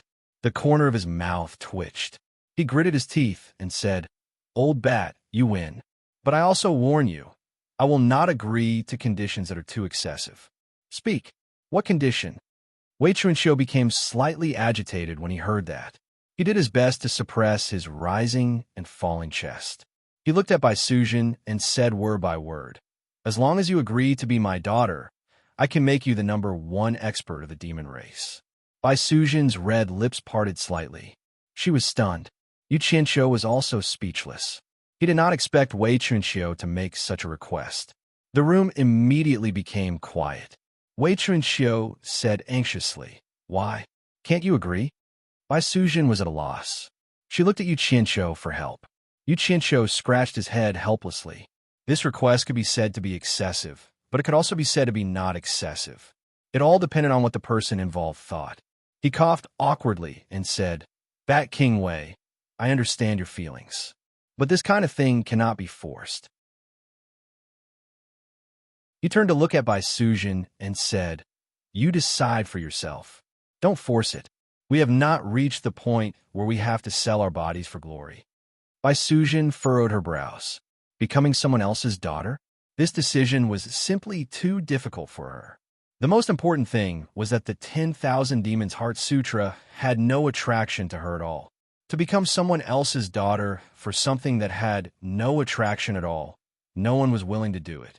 However, what made her hesitant was that Yu Qianqiu clearly hoped that she would cultivate the Myriad Goblin Heart Sutra. After she cultivated the Myriad Goblin Heart Sutra, she would definitely be of help to Yu Qianqiu. Yu Qianqiu could tell that Bai Sujin was unwilling. He immediately said without hesitation, "Bat King Wei, let's drop this matter. Don't mention it again. You can keep the Myriad Goblin Heart Sutra and slowly cultivate it. She is she and you are you. How can your opinion represent hers?" Wei Chunqiu roared. Then he strode in front of Bai Sujin and squeezed out a smile. "Don't worry. All I want is a status. In the future, you and I can just call each other father and daughter. I don't really want you to be my daughter and fulfill the filial duties of a daughter." Yu Qianqiu rolled his eyes and pulled Bai Sujin away, saying, "This guy has gone crazy thinking about his daughter. Follow me and ignore him." However, what surprised him was that Bai Sujin paused and smiled as she let go of his hand. Then she bowed to Wei Chunqiu and said, "Bai Sujin greets foster father."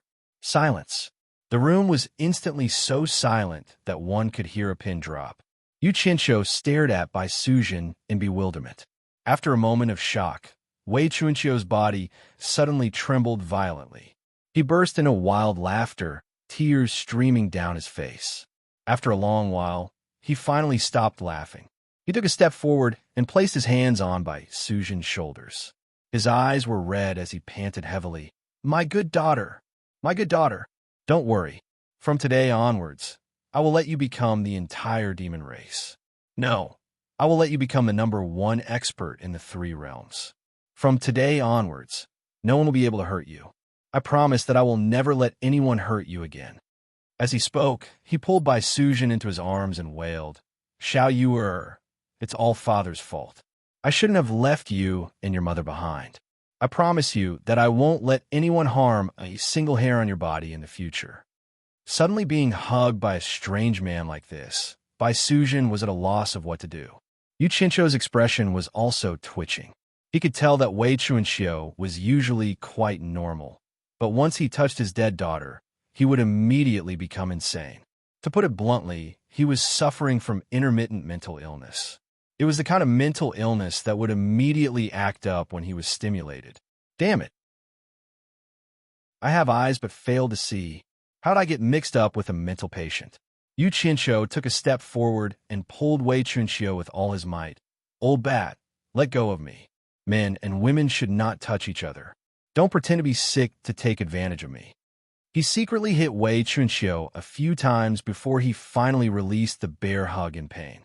Actually, he didn't want to argue with a mental patient. "But no matter how sick you are, you can't hug my woman, not to mention in front of me." Fortunately, Wei Chunqiu's illness wasn't serious. After he let go in pain, he immediately knew that he had lost control. He wiped his tears and apologized profusely. It was foster father who lost control. As he said that, he took out the Bat Jade pendant carved from green jade and handed it to Bai Sujin. "This is foster father's greeting gift. Put on, put on." Bai Sujin took it and didn't know whether to laugh or cry. She hung the jade pendant on her waist, as she was told. Wei Chunqiu's eyes lit up as he nodded repeatedly and said, "Similar, really similar. Wait a moment."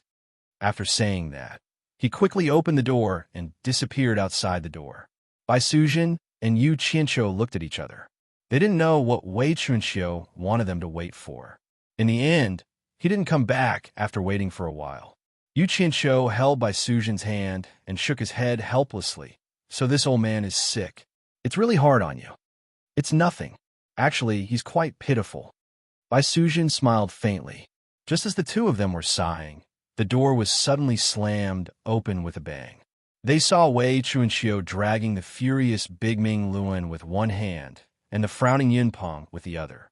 Wei Chunqiu pointed at Bai Sujin and said excitedly, "Don't you think they look alike? Old man, are you looking for a beating?" The furious Bigming Luan took a glance and was instantly stunned. He couldn't move his eyes away from Bai Sujin and cried out involuntarily, "Xiao Yu'er? You, aren't you?" Chapter 901. Even though Yun Peng knew that Bai Sujin wasn't Xiao Yu'er, when he saw Bai Sujin's slender and graceful figure with a bat jade pendant on her waist, he couldn't help but fall into a trance. She was almost exactly the same as the Xiao Yu'er in his memory. It was as if the Xiao Yu'er who smiled and called him third uncle was right in front of him. "She isn't Xiao Yu'er. She just looks like Xiao Yu'er." Yin Peng sighed softly. Deming Luan looked at him in astonishment. So Yin Peng told him the truth in a concise manner. He told him that the person in front of him was called Bai Sujin and that she was Yu Qianqiu's woman. It was a complete coincidence. Similar, too similar. Deming Luan shook his head and exclaimed. Wei Chunqiu immediately pointed at the two of them and said to Bai Sujin, "This is your uncle Deming Luan, and this is your third uncle Yunpeng." When the three of them were together, Deming Luan was the eldest, Wei Chunqiu was the second, and Yunpeng was the third. It coincided with the saying, "A bright moon shines in the sky, green wings and jade wings follow."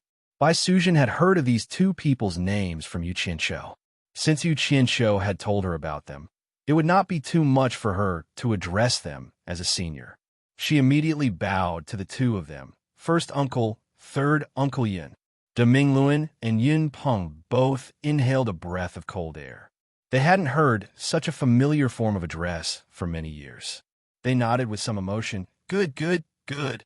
Yu Qianqiu stood at the side and looked at one and the other. In the end, he looked at Bai Sujin with a hint of boredom. He was really speechless. He sighed in his heart that Bai Sujin's luck was too good. The moment she arrived in the immortal world, she had a foster father and a first uncle and third uncle. These were three early-stage immortal emperor experts, especially Deming Luan's identity as the leader of the Chamber of Commerce Alliance. It was even more incredible. With these three people protecting her, who would dare to touch Bai Sujin? Yu Qianqiu was happy to see such a situation. However, Yu Qianqiu was a little depressed. Bai Sujin was his woman, and Wei Chunqiu was now Bai Sujin's adoptive father. Didn't that mean that his status was a generation lower than Wei Chunqiu's?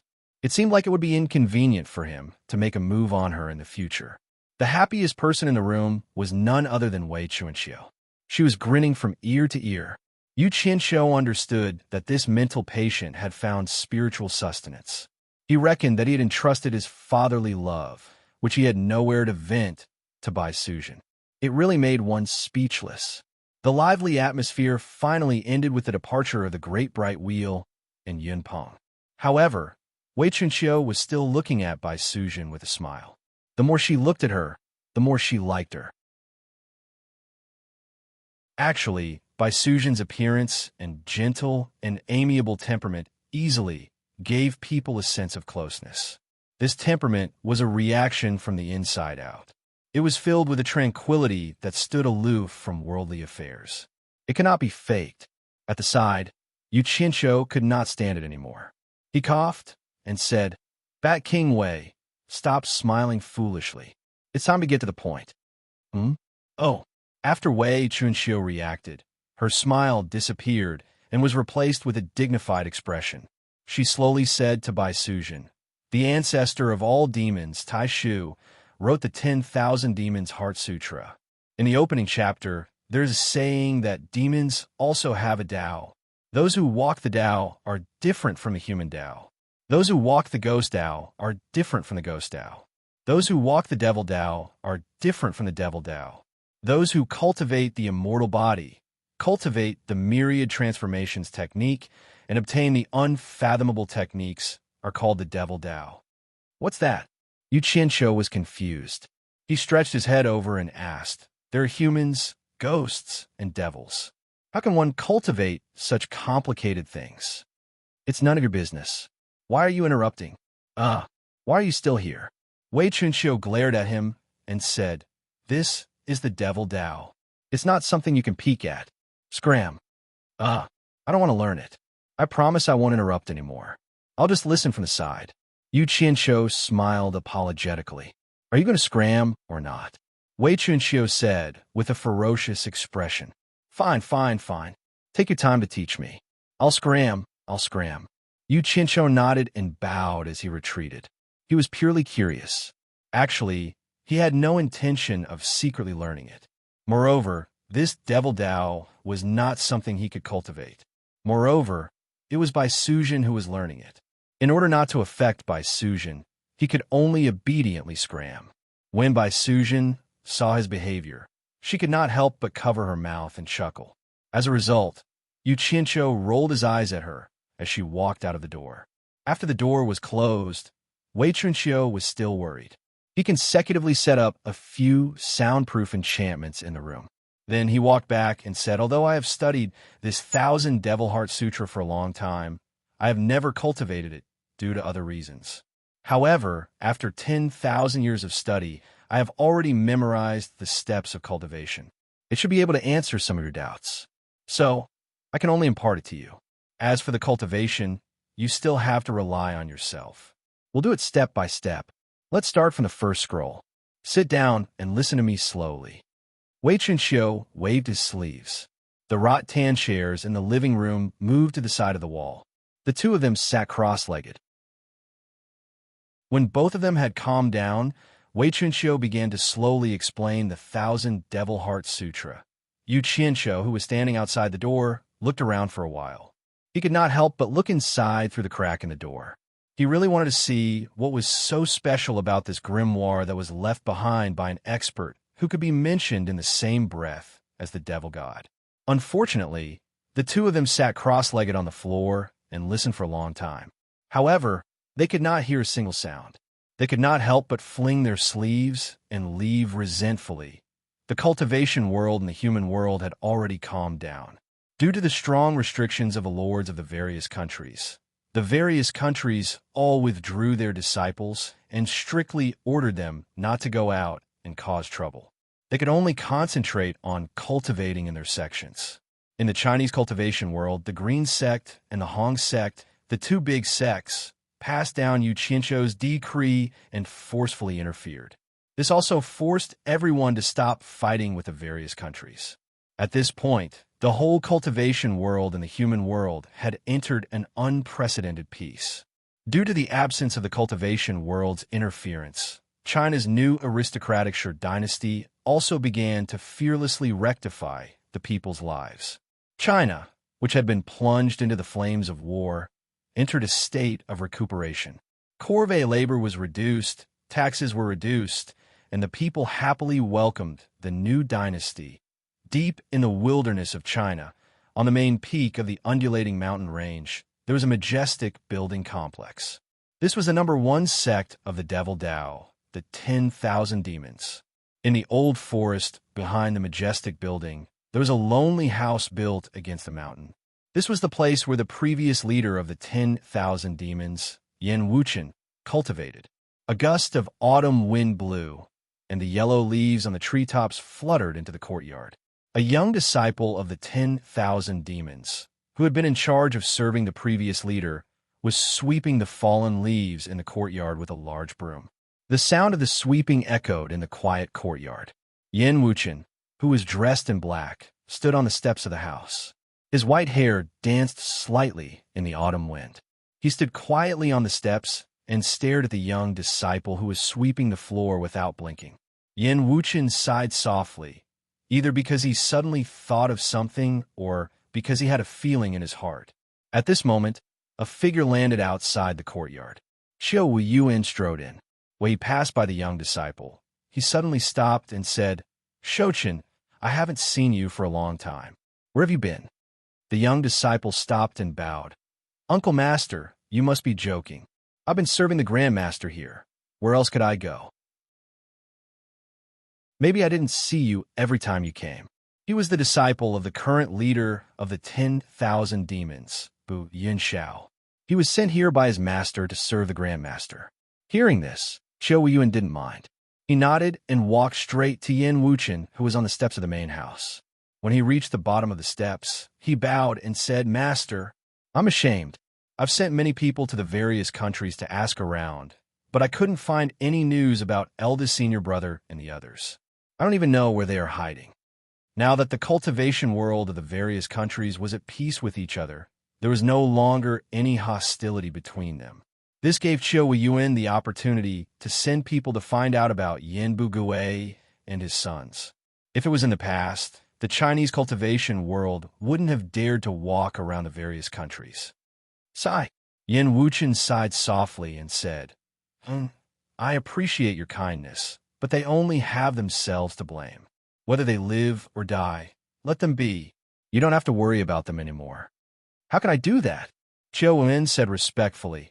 "Eldest senior brother is Master's only son, and Zhuai Xing is your only grandson. No matter how many mistakes they have made, they are still your only bloodline. Others can ignore them, but I can't."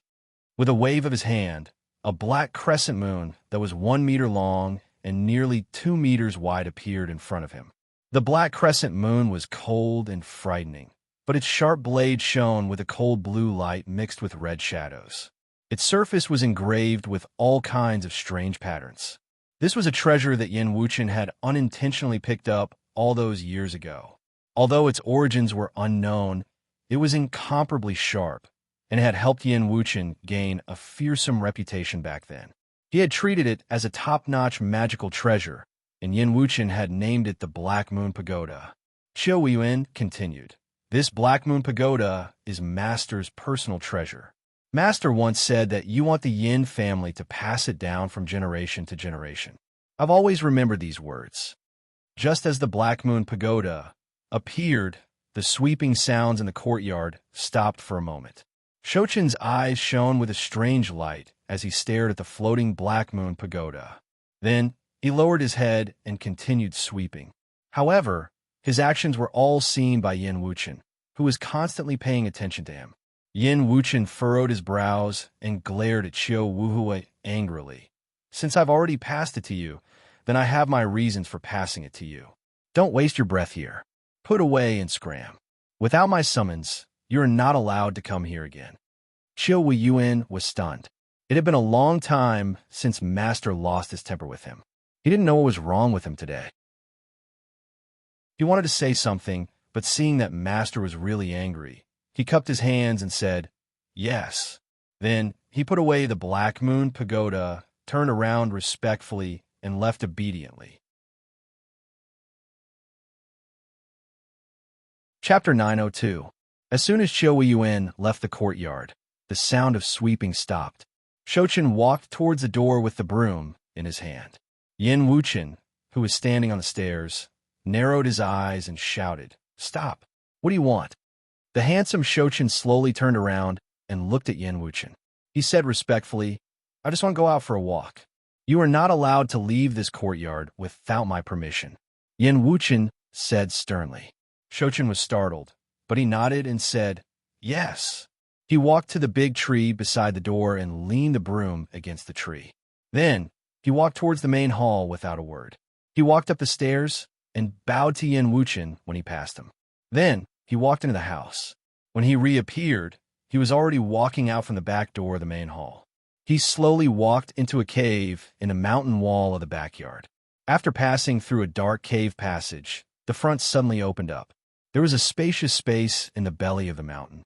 There were tables, chairs, and beds. This cave was Yin Wuchen's cultivation place, and it was also the forbidden area of the 10,000 demons. Even the current palace lord of the 10,000 demons, Bu Yunxiao, did not dare to trespass. However, the strange thing was that Yin Bugue, who had disappeared from the cultivation world for a long time, was brazenly sitting at a table and drinking wine. Shouchen frowned slightly. He strode over and snatched the wine jug from the already drunk Yin Bugue's hand. Yin Bugue tilted his head to look at Shouchen and laughed miserably. Now that we are hiding in this dark place, we don't even dare to take a step out of the cave. We don't even know when this kind of life will end. Can't I even have a drink? At this moment, the stone niche on the main seat slowly moved away. Manhu and his martial brothers, who had disappeared from the cultivation world for a long time, walked out. Behind them was third brother Xian. The 7 of them were covered in dust. Shouchen glanced at them and placed the wine jug in front of Yin Bugue. Yin Bugue hugged the wine jug and gulped it down. The secret room is almost finished. We just need to do some simple decorations, and it can be used. Manhu reported. The appearance of these people, coupled with their respectful attitude towards Shouchen, immediately made Shouchen's identity seem even more mysterious. In fact, Shouchen was none other than Yin Juexing, who was almost killed by Yu Qianqiu in Lingfang Valley. Because his primordial spirit was not destroyed, he took over Shouchen's body and was reborn. In fact, Yin Juexing himself had no idea what was going on. Back in Spirit Fang Valley, he thought he was dead. Who knew that when he woke up, he would find that he had returned to the side of his grandfather, the 10,000 demons. After waking up, Yin Juexing realized that his demonic arts had been destroyed and he had changed beyond recognition. Fortunately, he was still alive with another identity. The strangest thing was that Yin Juexing realized that Shouchen's body had already been forged into a demonic body. It was as though his body was naturally prepared for him. Yin Juexing could not understand such a strange phenomenon. In the end, he could only attribute it to the magic of demonic arts. However, Shouchen was originally someone who served Yin Wuchen. After being reborn, after being taken over by Yin Juexing, his words and actions were naturally very different from the original Shouchen. It was impossible to hide from Yin Wuchen's eyes. After a slight contact, Yin Wuchen immediately noticed something suspicious. Yin Juexing did not hide anything. He still needed Yin Wuchen's help if he wanted to recover, so he told Yin Wuchen the truth in full detail. Yin Wuchen was shocked when he learned about this. He did not expect such an unbelievable thing to happen. Although Yin Juexing had become a rat that everyone wanted to kill in the cultivation world, Yin Juexing was his grandson after all. He could not bring himself to kill him, so he could only take him in quietly. However, what happened next was that his son, Yin Bugue, Manhu, and the others had somehow gotten the news that Yin Juexing was here and had come back. This made Yin Wuchen very uneasy. The cultivation world was now the world of Yu Qianqiu, and Yin Juexing was the person Yu Qianqiu had ordered the world to kill. If the news of him taking in Yin Juexing and the others was spread, it would undoubtedly bring disaster to the 10,000 demons. However, the 10,000 demons did not belong to his 10,000 demons. Yin Bugue and Yin Juexing were his son and grandson. It was easy to say that he would put family before family, but it was very difficult to do it. Although he was in a dilemma, Yin Wuchen knew that cultivators always spoke with their strength. The reason why Yu Qianqiu could command the world was that he was now the #1 expert in the world. Yin Wuchen subconsciously felt proud that his own grandson was able to make Yu Qianqiu feel a deep sense of fear. As for whether or not his grandson cultivated some evil demonic art, it didn't matter to Yin Wuchen because he thought of himself as a demonic cultivator. Therefore, Yin Wuchen hoped that Yin Juexing would have the strength to challenge Yu Qianqiu. It would be best if he could kill Yu Qianqiu, and then Yin Juexing himself would ascend to the throne of the world's #1 expert. At that time, no one in the world would dare to criticize the Yin family. Instead, they would spare no effort to criticize Yu Qianqiu. However, he was also worried that Yin Juexing would fail again because he could not afford to fail. At that time, the whole 10,000 demons would be implicated. Therefore, while he was trying his best to help Yan Juexing in his cultivation, he kept restricting Yan Juexing. Before he had the strength to fight against Yu Qianqiu, he was not allowed to leave this place at will, devouring a nascent soul and using a virgin body to cultivate. After Yan Wuchen saw the bloody scenes of Yan Juexing's cultivation, he felt terrified. Only then did he realize that the demonic cultivation method his grandson cultivated was very different from the demonic cultivation method he knew. It was extremely evil. Seeing that Xiao Yuan's arrival had attracted Yan Juexing's interest, Yan Wuchen was shocked. He mistakenly thought that Yan Juexing wanted to attack his disciple. However, he did not know that Yan Juexing was not interested in Xiao Yuan, but the things in Xiao Yuan's hands. Secret room. Ha! Yan Juexing suddenly shook his head and laughed. I really did not expect that there would be a magical weapon from the demonic world hidden in the 10,000 demons. I have been thinking for a long time and wanted to forge a magical weapon that I could use. I did not expect it to be right in front of my eyes. I actually saw it today. The few of them looked at each other. Man who asked suspiciously, "There is a magical weapon from the demonic world hidden in the 10,000 demons? How is that possible?" Yin Buge, who had been drinking wine by himself, stopped and started to ponder. I also thought that it was impossible, but I saw it with my own eyes just now. It can't be wrong. Yan Juexing said in high spirits. Before the demonic god ascended to the divine world, he left behind a magical weapon for his descendants. It is called the Demon Blade. There's a picture of the Demon Blade in the demonic book. It is shaped like a crescent moon. It is exactly the same as the one I saw just now. It is a waste for such a magical weapon to fall into the hands of Qiao Yuan. What a pity. Shaped like a crescent moon. Yin Bugue suddenly stood up and exclaimed, "Are you talking about the Black Moon Pagoda?" Yan Juexing looked at him and nodded with a smile. "That's right. It is the Black Moon Pagoda. In the past, I heard that my grandpa had a famous treasure in his hands, which helped him run unhindered in the Chinese cultivation world. Unfortunately, I've never seen it.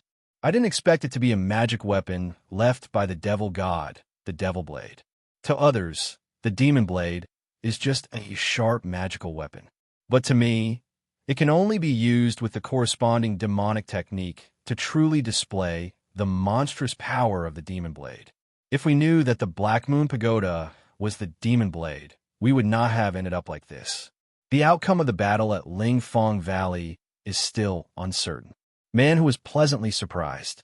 Since the Demon Blade is so powerful, why not ask the old palace master to bestow the Black Moon Pagoda to Junior Brother so that you can take revenge for Master? No rush. A demonic red light flashed in Yan Juexing's eyes. He snorted. Because of our impulsiveness, we have already suffered too many losses. We cannot do things that we are not confident in anymore. Besides, my cultivation and my damaged primordial spirit have yet to recover, so we can't act rashly in case someone discovers us. Let's leave the Black Moon Pagoda in Qiao Yuan's hands for the time being. When I recover, it will be a piece of cake to take it back. Even if I get it now, I cannot cultivate that profound demonic technique in my current condition. Speaking of the damage to the primordial spirit, Yan Juexing still had lingering fears. After the 7 demonic spirit serpents that were refined from the 7 strands of his primordial spirit were destroyed by Yu Qianqiu, it was equivalent to his primordial spirit being heavily injured. Logically speaking, he should have died on the spot, and at the very least, he should have become an idiot. However, he was able to reincarnate and maintain his consciousness, which was a miracle. Hearing what he said, Manhu and the others felt that it was a pity. However, they also knew that no matter how eager they were for revenge, they could not be too hasty. Otherwise, the losses would outweigh the gains. Yin Buguwei, who was holding the wine pot, suddenly stared at Yan Juexing and sighed. Indeed, you cannot be impulsive anymore. This Yu Qianqiu caused you to become like this. You must not let him go.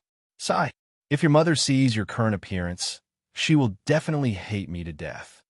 Huh, it's not a bad thing to become like this. At least I can deceive people now. Yan Zhuixing stood up and touched his face. He said disapprovingly, as long as my primordial spirit is still my primordial spirit. When my primordial spirit recovers and my cultivation reaches a certain level, it will be a piece of cake to restore my original appearance.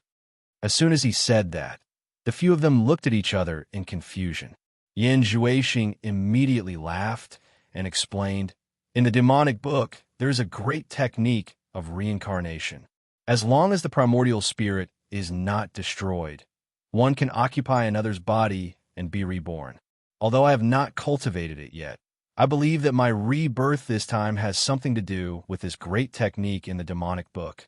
After the reincarnation, as long as your cultivation reaches a certain level, you can perform the last step. It is called birth of the devil's heart. It is similar to what we commonly call appearance from the heart. It is a kind of feedback from the inside to the outside. Whatever your primordial spirit is, your physical body will be the same. At that time, I, Yan Zhuixing, will still be me. Who can tell that I have reincarnated? Ha! Ha! Savage laughter reverberated in the belly of the mountain. Chapter 903. In a small conference room on the 21st floor of the World Commerce Association, Yu Qianqiu and Nongzhu sat facing each other for a long time, separated by a round table. There was no other reason for them to sit here, but because Nongzhu couldn't stand it anymore. Not only did he listen to Yu Qianqiu's orders all day, but most importantly, Yu Qianqiu always made him do odd jobs and make him do anything that was embarrassing. Putting aside the matter of distributing flyers when the World Chamber of Commerce had just been established, now they had given him a task to welcome guests at the main entrance. As long as a female customer came, he, Nongzhu, had to rely on his good looks to persuade the female customer to buy something. Nongzhu was quite unhappy with this arrangement. However, Yu Qianqiu had made the arrangement in front of the lords of the various kingdoms. Nongzhu couldn't refuse in public, and had to give Yu Qianqiu some face. Even if he wanted to refuse, he had to look at the green-winged bat king Wei Chunqiu, who had been eyeing him covetously. Nongzhu could only comfort himself that this skinny bat spirit was just jealous of his good looks. But then again, being handsome did have its advantages. Many female customers became regular customers because of Nongzhu's face. However, the reason why Nongzhu decided to give up was that there were two female guests he was familiar with who came to visit him at the same time. Both of them wanted him to accompany them. However, Nongzhu couldn't separate himself, so he could only accompany one at a time. Because of this, he angered the other female customer who was ignored. That female customer flew into a rage on the spot and took out a large pile of spirit stones to ask Nongzhu to accompany her. As long as Nongzhu accompanied her, she would give him this pile of spirit stones. Hearing this, all the lords looked at Nongzhu with suppressed laughter. Nongzhu was angry. He almost slapped that female customer. I'm not selling my body, but in terms of fighting, that female customer's cultivation was much higher than his. She was an immortal expert, and he probably couldn't take advantage of her. Moreover, the World Commerce Association's rules forbade rudeness to customers. This was the main reason why Nongzhu came to complain. Sai, I told you to stay in the Southern Sea's violet bamboo forest to protect Furong, Zi, and the others and not come to the immortal dimension to join in the fun, but you just didn't listen. Yu Qianqiu sighed with emotion, and he had an expression as if he should have known this would happen. Bang! Nongzhu slammed the table angrily and suddenly stood up, pointing and scolding. Don't cry crocodile tears here. Don't think that I don't know that you are deliberately playing tricks on me and forcing me to go back. You heartless bastard. No matter what, I'm a good friend of your master. Now that your master is gone, you're turning your back on me. It's so disappointing. Yu Qianqiu wasn't angry at all. He leaned back on the chair and shrugged. I really didn't force you. Everyone came to the immortal world to conquer the world, so we naturally have to play to our strengths. Think about it. Although you, Mr. Nongzhu, are a first-class expert in the mortal world, you're not even close to being an expert in the immortal world. Tell me, Other than a good face, what other strengths do you have? Since you have such a strong point, I naturally have to let you play to your strengths. If I let others do this, the female customers won't give me face. You've already made those female customers fork out at least a few 100 million divine Great Spirit stones. To be honest, I'm not willing to let you go even if you want to. How about this? Why don't you stay and try again? Maybe you'll get used to it after a long time. Shut up. Nongju gritted her teeth and said, "Don't give me that. You win. I don't want to play anymore. I want to go back." "You really want to go back?" Yu Qianzhou's eyes lit up.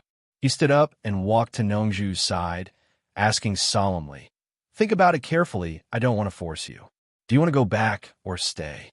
"I can't keep you company. I want to go back." This shout almost caused Yu Qianzhou's face to be covered in spittle. Yu Qianzhou didn't say anything else and immediately brought him to another room. There was a teleportation array that he had pretended to set up. A burst of smoke gradually dissipated, revealing the underground palace that the meditation cultivator had dug out. Nongju snorted coldly, flicked his sleeves, and left. Yu Qianzhou shouted from behind, "Send my regards to Furong and Zi." Nongju ignored him, leaving Yu Qianzhou shaking his head with a bitter smile. The reason why he deliberately forced Nongju to leave was because he was worried about Furong and the other's safety. He still had no idea what was going on with that unkillable Yin Juexing. There were almost no top experts in the mortal world. If Yin Juexing appeared again, ordinary spirit severing realm experts would not be his opponent. Leaving a late-stage spirit severing realm expert and one who had a close relationship with Nongju would put him at ease. Even if Nongju could not deal with Yin Juexing, at least she could buy some time for him to come. After sending Nongju away, not long after Yu Qianzhou returned to the World Chamber of Commerce, someone came to report that Shui Mingqing of Chaotian Palace had come and was in the living room. Yu Qianzhou raised his eyebrows. He knew that Chaotian Palace wanted to check the situation because they did not see Immortal Palace deal with him after waiting for a few days. It would not be long before people from other sects also came. He sneered and said, "If people from other sects come to find me, just say that I am not here." The lord in charge of running errands immediately took the order and left. As soon as Yu Qianzhou arrived at the living room on the 6th floor, Shui Mingqing strode over, cupped his hands, and apologized. "Brother Yu, I'm really sorry. I can't come out." He immediately told the reason, and it was similar to what Wan Ling had told him. Seeing that he told the truth without hiding anything, Yu Qianzhou finally felt a little estrangement in his heart. He waved his hand and invited him to sit down. The two looked at each other, and Yu Qianzhou asked, "What did your master ask you to come this time?" Did he respond to the purchase of elixirs from World Chamber of Commerce? Shui Mingqing hesitated for a while, and finally told the truth. "Actually, this time, my master mainly asked me to ask you whether people from Immortal Palace came to find you. As for the purchase of elixirs, my master said that your World Chamber of Commerce has caused too much trouble. Not to mention Immortal Palace. Even Heartless Palace will not let you go. There is no way to cooperate with you at all.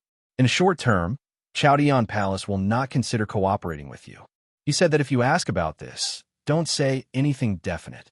Just say that you are still waiting for the sect's reply, and he can't make the decision. Damn it. When Yu Qianzhou heard this, he kicked over the rattan chair on the side and sneered in his heart. He now saw clearly that in the case of unequal strength, he was not even qualified to cooperate with others on an equal footing. He was completely snubbed by others, and they did not treat him seriously. It seemed that he had no choice but to play hard. Seeing that he was angry, Shui Mingqing immediately comforted him. "Actually, you don't have to be angry. My master did this because he doesn't want to take responsibility. If you really want to purchase elixirs, there's a way." "What way?" Yu Qianzhou asked casually with a lack of interest. "Wu Xiong, the commander of Immortal Palace's foreign affairs, will be getting married soon. At that time, even if the sect leaders do not come in person to congratulate him, they will send people whose status in the sect is second only to the sect leader to attend. Chaotian Palace naturally cannot avoid it. You and Mu Tianjiao are friends. Why don't you take the opportunity to go to congratulate her and contact the people in Chaotian Palace who can speak to you directly, so that you don't have to push the blame to my master here. Shui Mingqing came up with such an idea. I will go to Mu Tianjiao's wedding. Yu Qianqiu pondered and suddenly set up a soundproof enchantment. He dragged the rattan chair to sit closer and asked, "Can you find a way to help me get the elixir recipe of her Chaotian palace?" This. Shui Mingqing was shocked, but he knew that he was tied to Yu Qianqiu's boat. He couldn't help but smile bitterly. It's not difficult to get some ordinary elixir recipes that the disciples in the sect used to practice. But that kind of elixir recipe doesn't seem to be a secret in the immortal world. You can also ask about it elsewhere. I think the elixir recipe you want is not such an ordinary elixir recipe. Yu Qianqiu chuckled, sat up straight, and said, "To tell you the truth, we are brothers, so I have nothing to hide from you. I originally wanted to purchase elixirs from your Chaotian Palace through normal channels, but your Chaotian Palace simply disdains to earn our little money. Since that's the case, there is nothing more to say. I'm a straightforward person, and I don't have so many twists and turns in my mind. I don't care what kind of elixir recipe it is, I want all of them. You can think of a way to help me borrow a copy of these elixir recipes." He still had some self-cultivation.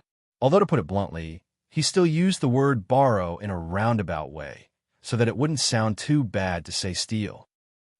Shui Mingqing was so shocked that he jumped up and waved his hand repeatedly. "This is impossible.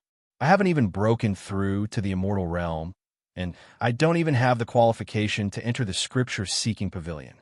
How can I steal all the elixir recipes? What's more, the real top elixir recipes are carried by my sect leader.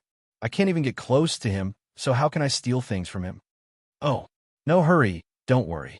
I'm not even in a hurry, so why are you in a hurry? Sit down and talk slowly." Yu Qianqiu waved his hand to comfort him. He knew that he was a little too hasty, but there was no other way. He still had a large group of brothers waiting behind him. How can I not be anxious? Brother Yu, this is too dangerous. Don't scare me. I really can't do anything," Shui Mingqing said with a bitter smile. "There's always a way to solve things. Aren't we discussing it?" Yu Qianqiu coughed and said with a smile, "Is your scripture-seeking pavilion the place where elixir recipes are kept? Not only elixir recipes, but also the various cultivation techniques of my Chaotian Palace." Seeing that he still didn't give up, Shui Mingqing put on an attitude of explaining the pros and cons and said in detail, "Elixir recipes and cultivation techniques are divided into levels. Only when you have reached the corresponding cultivation level will you be qualified to enter the corresponding level to read. As for the scripture-seeking pavilion, outsiders can't barge into it at all. Not only are there many experts guarding it from the outside, but there are also experts on every level. Most importantly, every Jade archive has a restriction placed on it. It can't be duplicated, and it can't be taken out of the scripture-seeking pavilion. Otherwise, the contents of the Jade archive will immediately self-destruct, and you won't be able to get anything out of it. Furthermore, the guard will be alerted the moment the Jade archive self-destructs. Think about it. Under such strict protection, who can steal it?" Chapter 904. Hearing this, Yu Qianqiu's first reaction was that it was a bit like supporting Immortal Island back then, but presumably the Sutra depository of supporting Immortal Island would be more tightly guarded. However, Yu Qianqiu didn't think much of it. With his own means, he could get the Sutra depository of supporting Immortal Island back then. Now, Chaotian Palace might not be an iron bucket. As the saying goes, there's always a loophole in 100 secrets. He could study it carefully. After some thought, Yu Qianqiu asked slowly, "You just said that the top pill recipes of Chaotian Palace are with your sect leader. What kind of pill recipes are they? You still don't give up?" Shui Mingqing paused and said, "That's right, the sect leader carries them with him. It said that those pill recipes refine golden pills that seize the fortune of heaven and earth and have extraordinary effects. However, it's useless even if you have the pill recipes because the immortal herbs used to refine golden pills are hard to come by. It's rare to gather all the immortal herbs on the pill recipe and start refining. Brother Yu, don't think about these golden pill recipes anymore. Our sect leader's cultivation is profound. It's impossible to get the pill recipes from him. Yu Qianqiu nodded slightly and didn't say anything. He knew this. Most of the top sect leaders in the celestial world had reached the intermediate stage of celestial emperor. Even if they hadn't reached it yet, they weren't far from it. It was difficult to get close to them, let alone steal their things. Unless you had the ability to kill them or they were willing to hand it over, it would be possible. However, these two situations were unlikely to happen. While the two of them were talking, Du Feng and Hui Yunlong had already come to visit Yu Qianqiu on the first floor of the World Chamber of Commerce. However, the two of them were speechless when they were told that Yu Qianqiu wasn't at the World Chamber of Commerce. They didn't know where he had gone, and the date of his return was uncertain. Helpless, the two could only go back. What conditions do you have to meet to enter the Sutra Depository? Yu Qianqiu asked with concern.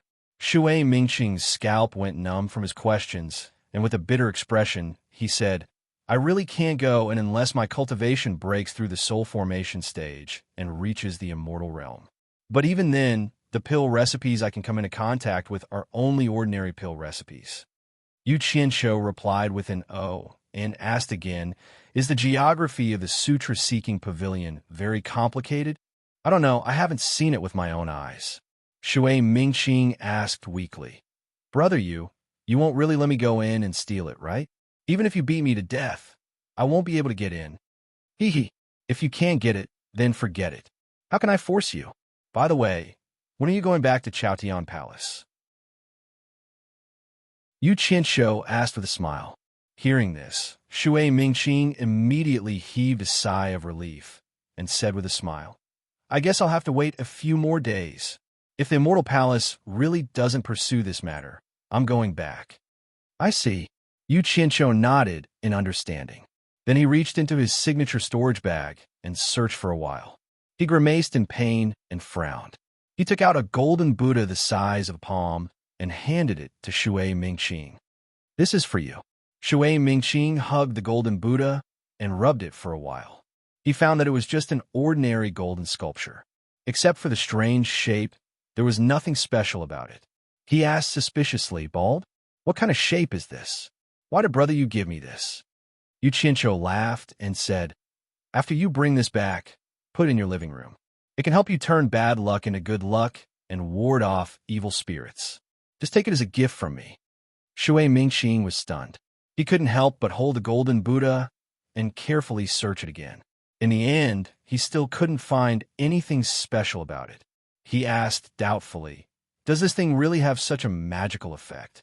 Hey, I'd rather believe it than not. Just take it as an auspicious effect. Yu Qianqiu said perfunctorily. All right, then I thank Brother Yu for his kindness. I can't stay any longer. Master is still waiting for my reply. Shui Mingqing stood up and said goodbye. Yu Qianqiu didn't ask him to stay. He sent him to the stairs.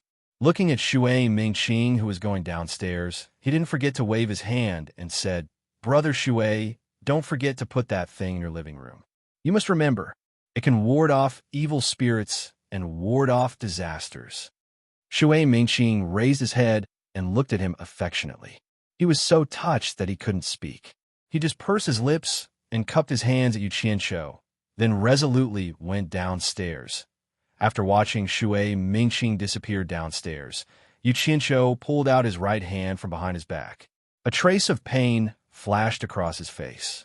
There was a small cut on the tip of his index finger, and there was still a trace of blood that hadn't dried yet.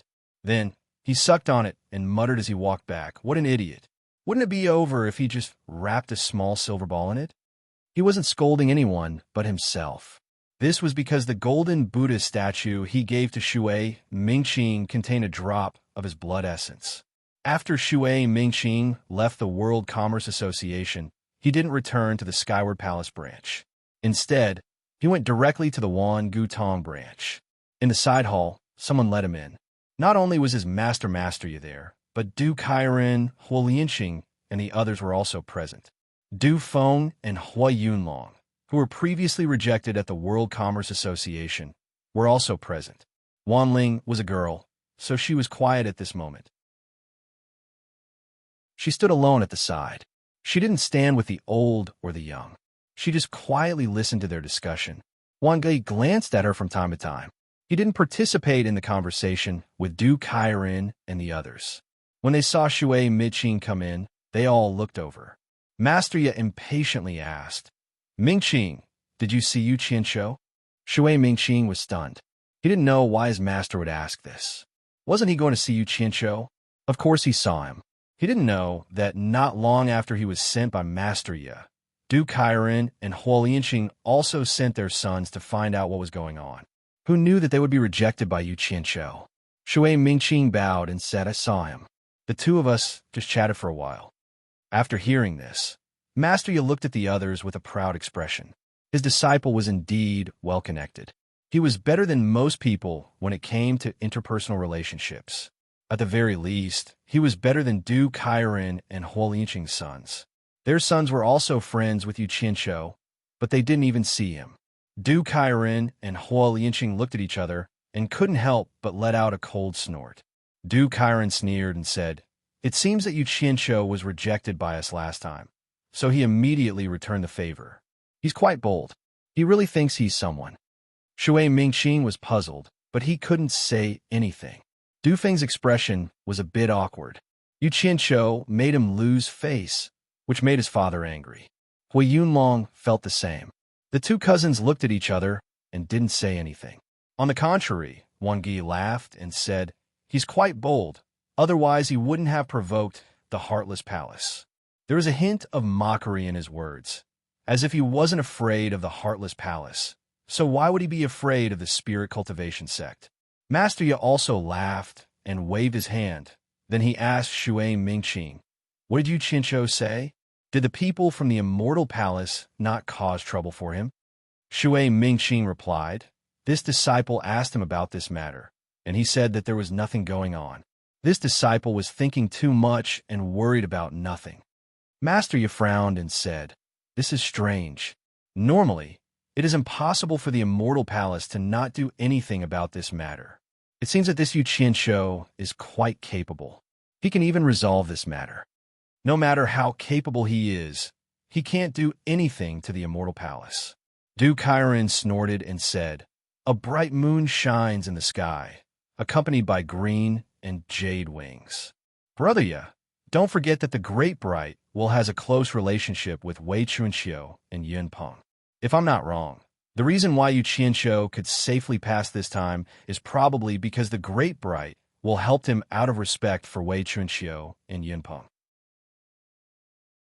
Otherwise, I'm afraid the Immortal Palace wouldn't even need to respond. The Great Bright would deal with it first. Master Yi nodded slightly.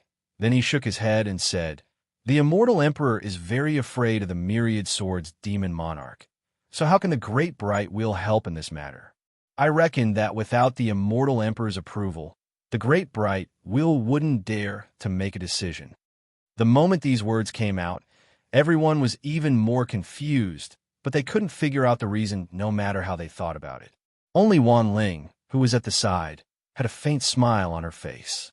She thought that she was the one who knew the reason the best, and she was even more certain that Yu Qianshou was the Immortal Emperor's trusted spy. And when Wang Yi, who was paying attention to her from time to time, saw that smile, his heart couldn't help but tremble slightly. He remembered that when Yu Qianshou looked for him to be a referral, it ended up alarming Wan Buoxing. He still remembered Wan Buoxing's words clearly. Wan Buoxing once said, Try not to provoke him in the future. This person has a very deep background. In addition, Wan Buoxing and Wan Ling didn't take this matter seriously. It seemed that they had long guessed that nothing would happen to Yu Qianshou, and sure enough, nothing happened to Yu Qianshou. Thinking of this, a thought flashed through Wang Gui's mind. There was no need to say anything. This Yu Qianshou's background was the Immortal Palace. Other than this explanation, there was no other reason. After a moment of silence, Wang Gui laughed and said, Since you can't figure it out, then don't think about it. Anyway, it's a good thing that everyone is fine. Why don't we talk about something else? In a few days, it will be the wedding of the Immortal Palace's External Affairs Commander, Wu Xiong. I think it will be an unprecedented grand occasion. I wonder who your sects will send to congratulate him? The few of them looked at each other speechlessly. How could they be in a mood to talk about this with him? Since the matter with Yu Qianshou was over, They should immediately report it to the Sects so that they wouldn't worry. Du Chiron took the lead and said, I still have something to do, so I'll take my leave first. With him taking the lead, Huo Lianqing and Master Yu also took their leave. In the blink of an eye, only Wan Gui and Wan Ling were left in the room. At this time, Yu Qianqiu of the World Chamber of Commerce had just received 2 golden wedding invitations. They were signed by Wu Xiong and Mu Tianjiao, inviting him to attend their wedding ceremony at the Paradise Wonderland. In layman's terms, it was to go to the wedding banquet. But there was also a wedding invitation for Lu Yanqing, which surprised Yu Qianqiu.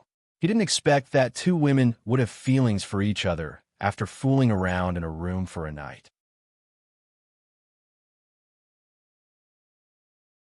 Chapter 905. In the living room on the 6th floor, Yu Qianqiu stood quietly in front of the transparent crystal window and looked out. When he heard something behind him, he looked back and saw that it was Lu Yanqing. He immediately smiled and said, Lu, Beauty Lu is here. When he called her face to face, he found that he didn't know what to call her. It was obviously inappropriate to call her Senior Lu, and it felt a little weird to call her by her name directly, although he was qualified to do so now. Therefore, he continued to use his comical style, praising him in passing. Hearing this title, Lu Yanqing's unhurried steps paused slightly. She looked at Yu Qianqiu with a complicated expression. Back then, the little cultivator who did not dare to overstep in front of her had now made all the experts in the world unable to catch up. She couldn't help but marvel at Bai Changchun's unique vision. He chose such an unscrupulous disciple, but he could take all the masters in the world under his command. There was a little taste of the student surpassing the master.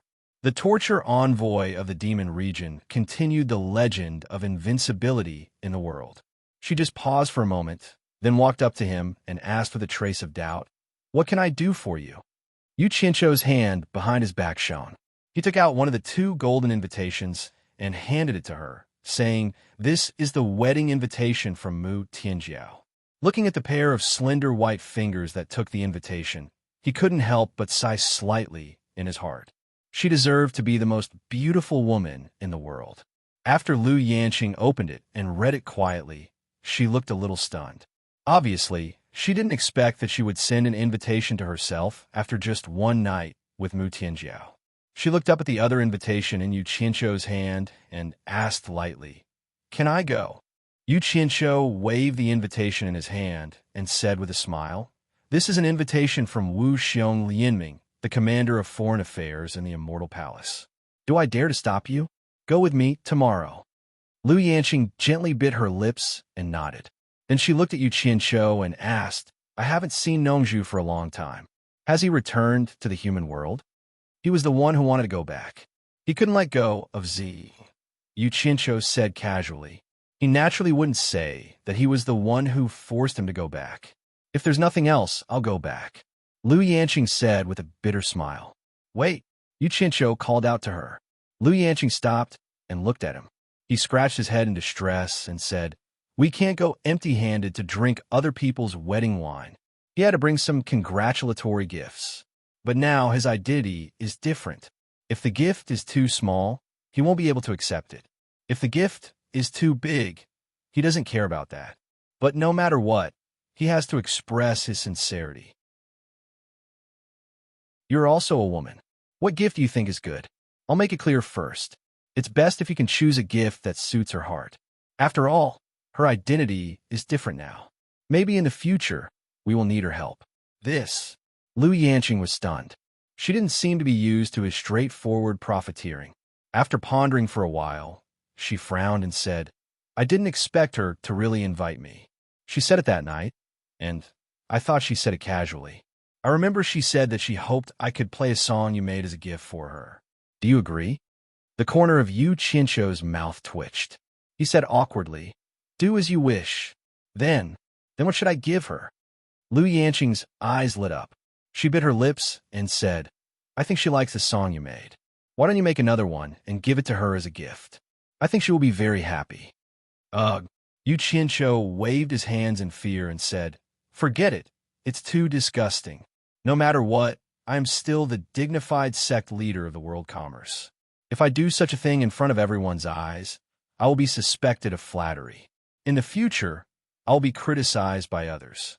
Since you're also a member of the world commerce, I'll just find a gift to make do with it. That's it.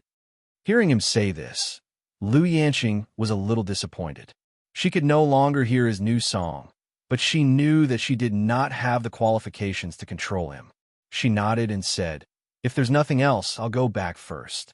Seeing that Yu Qianqiu did not say anything, she quietly turned around and left.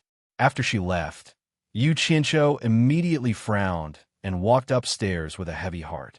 The reason why he was so worried was because he knew that he had offended a few people in the ruins of God, especially the Heartless Palace. As long as he left the illusory immortal city, the Heartless Palace would most likely take the opportunity to kill him, so he had to find a helper. Currently, the only people in the world commerce that could help him were Wei Chunxiu and Yun Peng. If he pulled these two experts over, as long as nothing unexpected happened, it should not be a problem. Right now, he was most worried about Bai Suzhen's safety here. However, after thinking about it, he felt that there wouldn't be any problems. Who in the immortal world would dare to make a move in the illusory immortal city? If it really didn't work out, he would temporarily send Bai Suzhen back to Utopia. Yu Qianqiu arrived at the door of his room on the 22nd floor. Just as he was about to observe the movements inside through the crack in the door coincidentally opened. Wei Chunxiu was startled and immediately shouted with a frown, "What are you peeking at again?" Yu Qianqiu glanced inside and saw that Bai Suzhen was floating in the air with her eyes closed. A white pearl was suspended above her head, emitting a faint light. Strands of white light seeped out from the pearl and circled around Bai Suzhen's body, causing Bai Suzhen, who was sitting cross-legged, to be enveloped in a misty white light. Her dignified and peaceful scene was like Guanyin Bodhisattva descending to the mortal world. The scene was extremely magical. However, before he could take a few more glances, the door was immediately closed by Wei Chunxiu. "I didn't peek. I came to look for you." Yu Qianqiu's gaze was cut off by the crack in the door as he smiled awkwardly. "Looking for me?" Wei Chunxiu casually set up a soundproof barrier and said snappily, "What's the matter?" Yu Qianqiu chuckled and immediately told him about the invitation he received. In the end, he said weakly, "Considering that this trip is a little risky, I would like to invite you and Yun Peng to come with me. Aren't you very capable? Are you afraid of death?" Wei Chunxiu sneered resolutely. "I'm not going." Yu Qianqiu became anxious on the spot. "Bat King Wei, you can't go back on your words. You promised to serve me for 100 years. Wei Chunxiu expressionlessly raised his chin and said, "It's not that I'm not keeping my words, but Bai Suzhen's cultivation has reached a critical moment. She's just at the beginning of her cultivation. She can't be disturbed in any way. I have to stay here to watch over her and protect her. Do you think I can leave?" Yu Qianqiu was immediately dumbfounded. This reason was enough to shut his mouth. For the sake of Bai Suzhen's safety, what else could he say? He smacked his lips and turned around helplessly. "Looks like I can only ask Senior Yun Peng to accompany me. There's no need to look for him. I've instructed him to watch over upstairs and not allow anyone to approach this floor from the outside. I'll guard inside and he'll guard outside." Wei Chunxiu said word by word, "I have to ensure my daughter's absolute safety. No one is allowed to endanger her safety, not even you." "Then what about my safety? Once I leave the hallucinatory immortal city, I'll most likely be targeted by the Heartless Palace." Yu Qianqiu anxiously said, "Think about it. If something happens to me, your daughter will definitely be sad. Can you bear to see your daughter become a widow?" Wei Chunxiu's old face instantly twitched. In the end, he gritted his teeth and took out a jade talisman. He injected something into it and crushed it. A weak glow quickly dissipated in the air. Yu Qianqiu's eyes lit up. He knew of this thing. It was the communication method of immortal experts. The higher the cultivation, the further the communication distance. After a while, there was a weak fluctuation in the air. Wei Chunxiu put on a listening expression and then looked at Yu Qianqiu. "Yun Peng and I can't go, but the Great Bright Wheel and Wu Xiong are friends. He will go. I've already told him that he'll come here tomorrow and bring you along. With him bringing you, I think the Heartless Palace won't dare to touch you. Haha. All right. I won't disturb you then. After solving the problem, Yu Qincho laughed and left. It was naturally safer to follow the great bright wheel. On the 11th floor, Lu Yanqing paced back and forth in front of the door. She seemed a little hesitant. Not long after, the door opened on its own. When Lanfeng saw it was Lu Yanqing and immediately smiled. I knew it was you from the sound of your footsteps. Do you want to come in? With that said, he stepped aside to make room. Lu Yanqing nodded with a smile and walked in. After looking around the simple furnishings in the room, she stood in front of the window. When Lanfeng closed the door and walked in, he asked curiously, "What's the matter?" This was the first time Lu Yanqing had come to his room to look for him. Lu Yanqing was silent. She took out the invitation and handed it to Wen Lanfeng.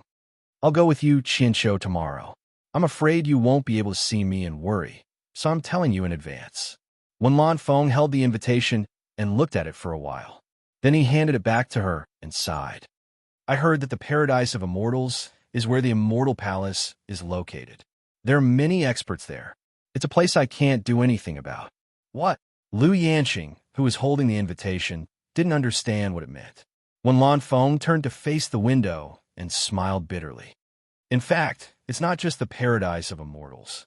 Maybe I could be considered an expert in the human world. But since coming to the immortal world, I've lost the qualifications to protect you. There are many experts everywhere in the immortal world. I don't even have the qualifications to protect myself. So how can I protect others? I've thought about this for a long time. It seems that it's time for me to leave you." "What? What did you say?" Lu Yanqing asked carefully. "Are you going back to the human world?" Wen Lanfeng shook his head and turned back to look at Lu Yanqing. He took a deep breath and smiled faintly. "Only by cultivating in a higher level can one's cultivation be higher. Yanqing, when I'm not here, you must learn to take care of yourself."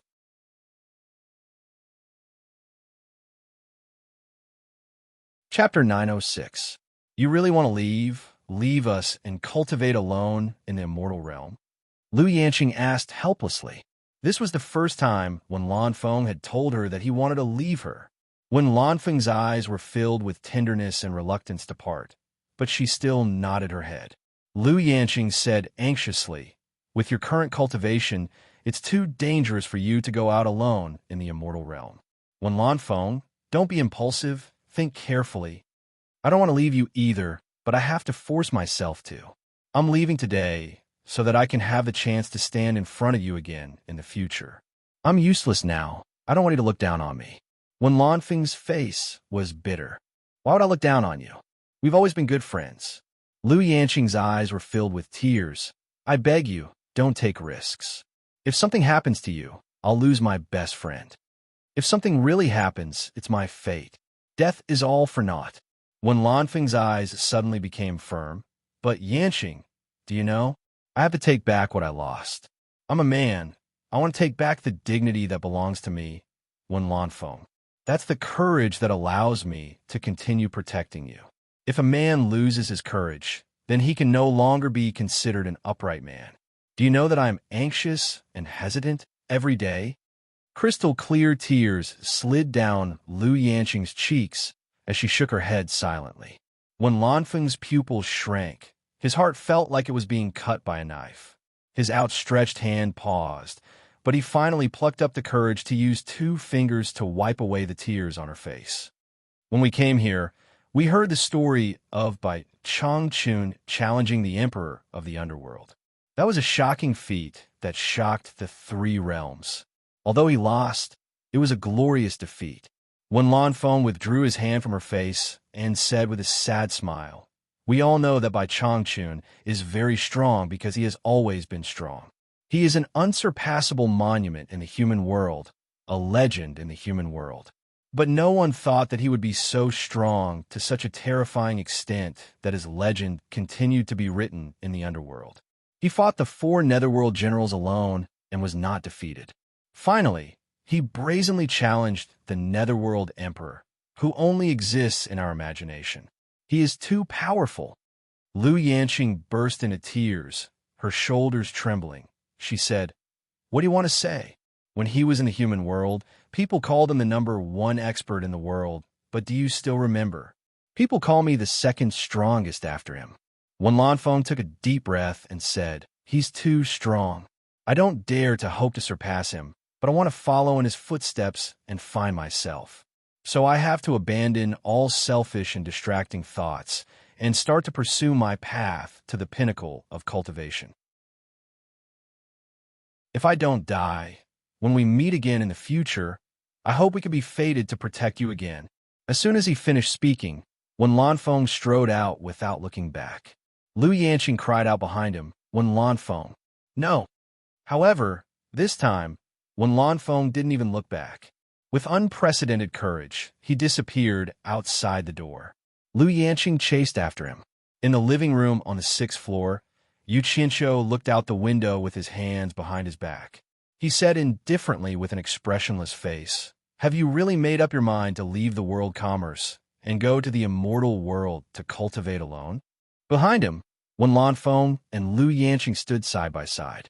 Lu Yanqing looked at the two with anticipation. She hoped that Wen Lanfeng would change his mind, but also hoped that Yu Qianqiu would dissuade Wen Lanfeng from staying. "Yes," Wen Lanfeng said firmly. Lu Yanqing looked at him and shook her head. A murderous intent flashed across Yu Qianqiu's face as he faced the crystal window. If he left Wen Lanfeng outside, then he would lose control of Wen Lanfeng. If for some unforeseen reason, Wen Lanfeng leaked the world commerce's secret, then the entire world commerce would be implicated, especially Yu Qianqiu himself. After considering it again and again, Yu Qianqiu twisted his fingers together and slowly said, "I won't stop you if you want to leave, but you have to give me a reason to leave. I can't treat the lives of everyone in the world commerce as child's play. Otherwise, even if I agree, they won't agree." Not to mention Wen Lanfeng. Even Lu Yanqing felt the indistinct, murderous intent on Yu Qianqiu's body. Lu Yanqing immediately panicked. She knew that Yu Qianqiu was the kind of person who would make a move when he said he would. Once he made a move, he wouldn't show mercy. Wen Lanfeng wasn't surprised at all. After dealing with Yu Qianqiu for so many years, she more or less understood Yu Qianqiu's nature. Instead, she calmly said, "I've already lost the ability to protect her. I hope to regain my ability to protect her." Yu Qianqiu slowly turned around to look at Lu Yanqing and said in confusion, "For her?" Then he nodded and said, "I understand. You can leave. Thank you for your understanding. I have a request. Speak. I hope you can protect her safety." Just as Wen Lanfeng said this, Lu Yanqing shook her head with tears in her eyes and said, "Don't go." Yu Qianqiu glanced at Lu Yanqing and felt disdain in his heart. Wen Lanfeng being able to come this far is all thanks to you. What else do you have to cry about? He paused and said, "I will do my best to protect everyone in the world commerce, not just her. Leave quietly from the top floor. I don't want to alarm anyone." Wen Lanfeng nodded, thanked Huang Xiaolong once again, and turned to leave. However, Lu Yanqing couldn't help but pull his arm. Before she could plead, Yu Qianqiu teleported and slapped her on the back. Lu Yanqing fainted and fell to the ground. Wen Lanfeng looked at Lu Yanqing lying on the ground. A bitter smile appeared on his face. "Don't you know how to have tender and protective feelings for the fair sex?" Yu Qianqiu didn't want to talk nonsense. He took out a storage pouch and threw it to Wen Lanfeng. "I won't give you anything more. There are 100 million divine grade spirit stones inside. Take care of yourself. If it's too dangerous and difficult outside, then come back. If you treat the world commerce as your home, then this is your home. Don't regard me as an outsider." "Thank you. I will not reveal any of the world commerce's secrets." Wen Lanfeng gave a guarantee. Yu Qianqiu smiled faintly. "If you had made a bunch of solemn promises when I asked you the reason, then you would have died in my hands by now. A man's backbone is the guarantee that he would rather die than submit. I believe in this. Let's go." Leaving Lu Yanqing alone on the ground, the two of them left together. Yu Qianqiu sent Wen Lanfeng to the top floor. Watching the resolute Wen Lanfeng disappear into the distance, he couldn't help sighing. It was hard for him to believe that someone with Wen Lanfeng's character could survive alone in the immortal world. Everything could only depend on his fate. Returning to the sixth floor, Yu Qianqiu bent over to pat Lu Yanqing awake, then sat on the rattan chair opposite her. What surprised him was that Lu Yanqing sat up and looked around after waking up, but she didn't see Wen Lanfeng's figure. She asked in a daze, "He left." "He left," Yu Qianqiu replied faintly. Lu Yanqing sat on the ground in a daze, motionless. She didn't cry or make a fuss, as if she had lost something precious. Yu Qianqiu looked at her silently for a while, then said slowly with a blank expression, "Actually, it's good that he left. At least it's not necessarily a bad thing for him. I really don't understand a woman like you. Since you can't give him anything, why do you still tie him with an invisible rope? He wants to get close to you, but you don't allow it. He wants to leave you, but you don't allow it. Then what do you want him to do? Do you want to drag him for a lifetime until he dies?" "I don't." Lu Yanqing subconsciously shook her head and argued. "Forget it. It's your own business whether you do or not. I can't control your thoughts. Don't lie on the ground. If others see you, they will think that I did something to you. Calm down. We still have to go to the Elysium Fairyland tomorrow." Yu Qianqiu stood up and asked again, "Do you want me to ask Li Duxing to look after you?" Lu Yanqing shook her head, slowly got up, then slowly turned around and left blankly. After finding the stairs outside, he held the handrail with one hand and slowly walked up the stairs step by step. Just like that, he walked all the way to the rooftop and came to the edge of the rooftop. He leaned against the white jade railing without saying a word. Yin Peng, who was also standing on the rooftop, looked at her in surprise. Usually, when she came up, she would nod and say hello to him. But when he paid a little attention, he found that there was something wrong with her mental state.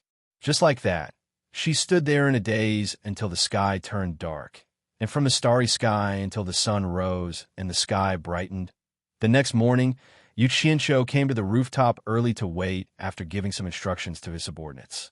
He was mainly worried that Daming Luan would come early. After all, it was already very good that they were willing to bring him. How could he let them wait for a long time? As soon as he came up, he naturally saw Lu Yanqing, who had been standing here all night. However, he didn't know that Lu Yanqing had been standing here all night. He thought that she had come here to make preparations in advance like him. He walked to her and asked, "Have you thought it through?" Lu Yanqing looked at him and looked into the distance. She said lightly, "I've thought it through. You're right. I was wrong. In fact, I'm the one who should go." What a mess. Yu Qianqiu rolled his eyes and happened to see a golden light appear on the ground. It was Daming Luan. He quickly pulled Lu Yanqing to pay his respects. Daming Luan looked at Lu Yanqing in surprise. Obviously, he didn't expect that there was such a stunning beauty around Yu Qianqiu. He frowned and said, "You're taking her? Does Bai Sujin know?" The meaning behind his words seemed to be, "Does your wife know?" Yu Qianqiu knew that he had misunderstood and quickly explained, "She's a friend of Mu Tianjiao's. She also received an invitation, so she's going with us." So that's how it is. Daming Luan didn't ask any more questions. He released a flying shuttle and flashed on it. After the other two came up, he nodded at Yin Peng and drove the flying shuttle away.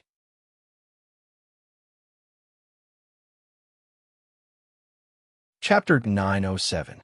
A ray of light quickly flew across the sky.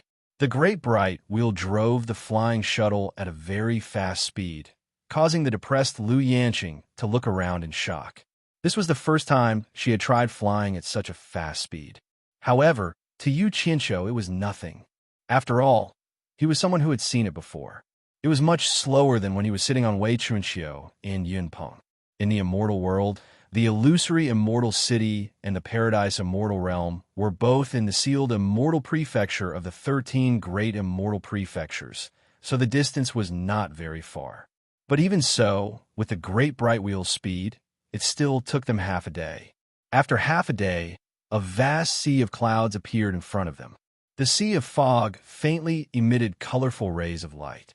Mountain peaks were faintly discernible in the fog, and there were all kinds of birds flying in and out of the fog. The beautiful scenery of the paradise immortal realm was too much for the eyes to take in. Yu Qianqiu and the others were clearly not the only people who came to congratulate Wu Xiong's wedding. The various rays of light flying in all directions were proof. Just as Yu Qianqiu and Lu Yanqing were looking around, the flying shuttle entered a dense layer of clouds and suddenly stopped. Yu Qianqiu asked suspiciously, "Have we arrived?" The great bright will turned around and glanced at them. "The two of you can alight here. The Paradise Immortal Realm does not allow outsiders to fly without permission. It is not convenient for me to bring you into the Paradise Immortal Realm in front of everyone. Follow this direction, and there will naturally be people to receive you and make arrangements." "Oh." Yu Qianqiu cupped his hands in thanks. "Thank you very much, Master." Lu Yanqing also thanked him. The two of them then flew out of the flying shuttle. After the great bright wheel waved his hand and kept the flying shuttle, he turned into a ray of light and instantly flashed out of the dense layer of clouds. The two of them looked at each other like headless flies. After all, they were unfamiliar with the place, and in front of them was the legendary paradise Immortal Realm where the immortal emperor lived. The two of them were somewhat nervous, but this was also good. It temporarily allowed Lu Yanqing to escape from her depressed state. After that, the two of them emerged from the thick layer of clouds. The streams of light that were flying in from all directions also revealed themselves and slowed down. After all, the Paradise Immortal Realm was right in front of them. No one dared to barge in. Lu Yanqing had never seen such a big scene before. She carefully followed behind Yu Qianqiu, and Yu Qianqiu's skin was always thick. Although she was not familiar with the road, it was definitely right to follow the crowd. At first glance, he seemed to be familiar with the road. Lu Yanqing is like a shy little wife. Closely following behind Yu Qianqiu looks around and leads her to follow the crowd towards the sea of clouds and fog. Not long after, they arrived at the edge of the mountain range of the Paradise Immortal Realm. In front of them, there's a large area of simple houses that have been temporarily built, and there are already many people who have arrived early. Everyone landed on the outskirts of the simple house. Yu Qianqiu landed as well. There were quite a few golden-robed men standing on the roof of the simple house. There was a golden-robed man every 20 meters. All of them were looking down with gleaming eyes. Under the simple entrance archway, there is a row of golden-robed people standing on both sides. The people who enter show them the token that represents their sect. After all, not everyone can come to such an occasion. Because of Lu Yanqing's outstanding appearance, she immediately attracted the attention of the surrounding people. When they found out that she is only in the middle stage of the soul formation stage, a trace of evil flashed in some people's eyes. However, because it is here, no one dares to act recklessly, so there is no trouble. Then these people discovered that Lu Yanqing is closely following behind Yu Qianqiu. They can't help but check Yu Qianqiu's cultivation, but in the end, no one can see through Yu Qianqiu's background, so they immediately restrain themselves a lot. Although there is beauty in front of them, if they offend someone they can't afford to offend, they will lose their life, and that will not be fun. This one is the sect master of Lingjia sect, Fu Dong. This friend looks very unfamiliar. May I know which sect you are an expert from? A dark and swarthy man dressed in gray asked Yu Qianqiu with his fists cupped. Yu Qianqiu tilted his head to take a look and found that the other person looks like a person who just climbed out a coal mine. His skin is not ordinary black. Seeing that it is him who asked the question, he immediately cupped his fists and replied, "This one is the sect master of world commerce, Yu Qianqiu." The dark and brawny man Fu Dong choked on the spot and was speechless. Yu Qianqiu can be said to be a famous person in the immortal world. He is an awesome person who dares to go against the Heartless Palace. Even if they have not seen him, they have heard of his name for a long time. However, the surrounding people do not seem to give this awesome person face. After hearing Yu Qianqiu's name, they all subconsciously squeezed out, not willing to get close to him, afraid that they will be misunderstood by the Heartless Palace. Yu Qianqiu glanced around and found that it is much more empty. It is no longer so crowded. Lu Yanqing, who is shrinking, immediately feels a lot more comfortable. Fu Dong silently turned his head, wanting to pretend that nothing has happened. However, in his heart, he wants to slap himself. Why am I so unlucky? I just wanted to strike up a conversation, and I have to meet this guy. Forgive me for being ignorant. May I know what Brother Fu's Lingjia sect is proficient in? Yu Qianqiu thought that since he has nothing to do, it is not a bad thing to chat and make more friends. Fu Dong, who had already followed the crowd to the memorial arch, took a big step forward. After showing his sect's token, he quickly slipped inside. His Lingjia sect was just a small, unranked sect. He really didn't want to be misunderstood by a colossus like the Heartless Palace. Otherwise, the consequences would be very tragic. Thinking about the two surviving sect masters of the 4 islands of Lake Light in the illusory Immortal City, they have been hiding everywhere, but still could not escape the pursuit of the Heartless Palace. Moreover, they have implicated their entire sect. Really, what is the hurry? Yu Qianqiu muttered, and also took out his sect token for the Golden Robe Guard to see. His keepsake was made by himself. It was just a token made of nether iron. However, the 4 words, World Chamber of Commerce, carved on it were a bit special. It was made of a dozen kinds of messy metals and looked very colorful. World Commerce. The Golden Robe Guard looked at the token again and suddenly asked, "You are the sect master of the World Commerce, Yu Qianqiu?" As soon as he said this, everyone nearby looked at Yu Qianqiu. Under everyone's gaze, Yu Qianqiu asked curiously, "May I ask if there is a problem?" Behind a row of golden robe guards, there is a golden-robed man standing with his hands behind his back. When he heard this, he walked over and looked directly at Lu Yanqing. He cupped his fists and said, "May I ask if this is Lady Lu Yanqing Lu?" Lu Yanqing did not know what happened, nor did she know what to say. She just nodded her head. The row of golden-robed men immediately made way. The golden-robed man at the back waved his hand and said, "Madam has been waiting for a long time. The commander has ordered me to welcome you. Please follow me, Lady Lu." Everyone nearby looked at Lu Yanqing. They did not know where she came from. She actually alarmed Wu Xiong to personally send someone to welcome her. This was really a big deal. Lu Yanqing looked at Yu Qianqiu at a loss. Yu Qianqiu was stunned and then understood. Mu Tianjiao had specially sent someone to welcome Lu Yanqing. Then he coughed and said to Lu Yanqing, "Since the commander's wife has invited you, then you should go. Nothing will happen." Lu Yanqing had no choice but to walk over. Before leaving, she even looked back at Yu Qianqiu a few times before flying away with the golden robe man. A row of golden robe guards stood in place, and one of them returned Yu Qianqiu's sect token. Yu Qianqiu walked in with a stomach full of opinions. He thought to himself that Mu Tianjiao was too unkind. She only invited Lu Yanqing, but not him. However, he did not think about it. At this time, it was not convenient for Mu Tianjiao to invite a man like him. He had to pay attention to his image. As soon as he entered, he saw that the house was filled with acquaintances exchanging greetings with each other, while he was alone, without a single acquaintance. So he thought of Fu Dong, who he had just met. Then he should start making some friends. With this thought in mind, Yu Qianqiu began to wander around the house with his hands behind his back.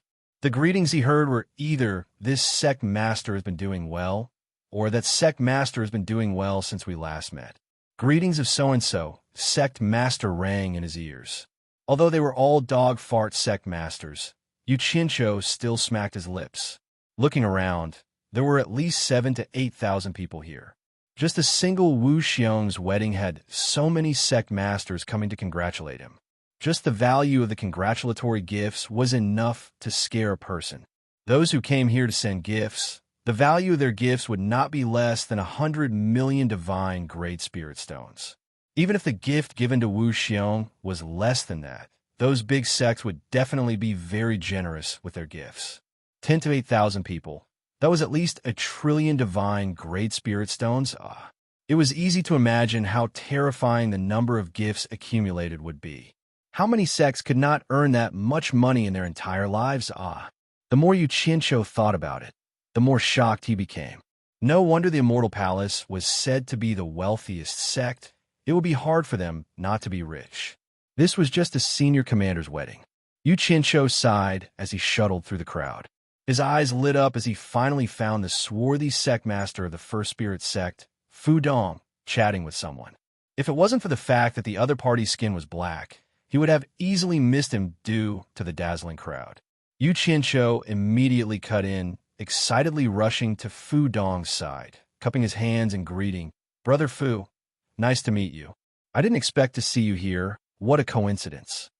Seeing him, Fu Dong's face tightened. One of the men chatting with Fu Dong sized up Yu Qianqiu, asking Fu Dong, "Brother Fu, may I know who this friend is? Can you introduce him to us?" "I dare not." Even without Fu Dong's introduction, Yu Qianqiu had already cupped his hands in greeting. This one is World Commerce's sect master, Yu Qianqiu. The surrounding people turned to look at him. "Oh, so it's Sect Master Yu." That man's face tightened, but he reacted quickly, cupping his hands in greeting. "My apologies, I forgot something important. I'll take my leave first." With that said, he disappeared through the crowd. Yu Qianqiu shook his head with a smile. When he retrieved his gaze, he noticed that Fu Dong was walking in another direction without saying a word. Yu Qianqiu was slightly stunned, but he quickly chased after Fu Dong.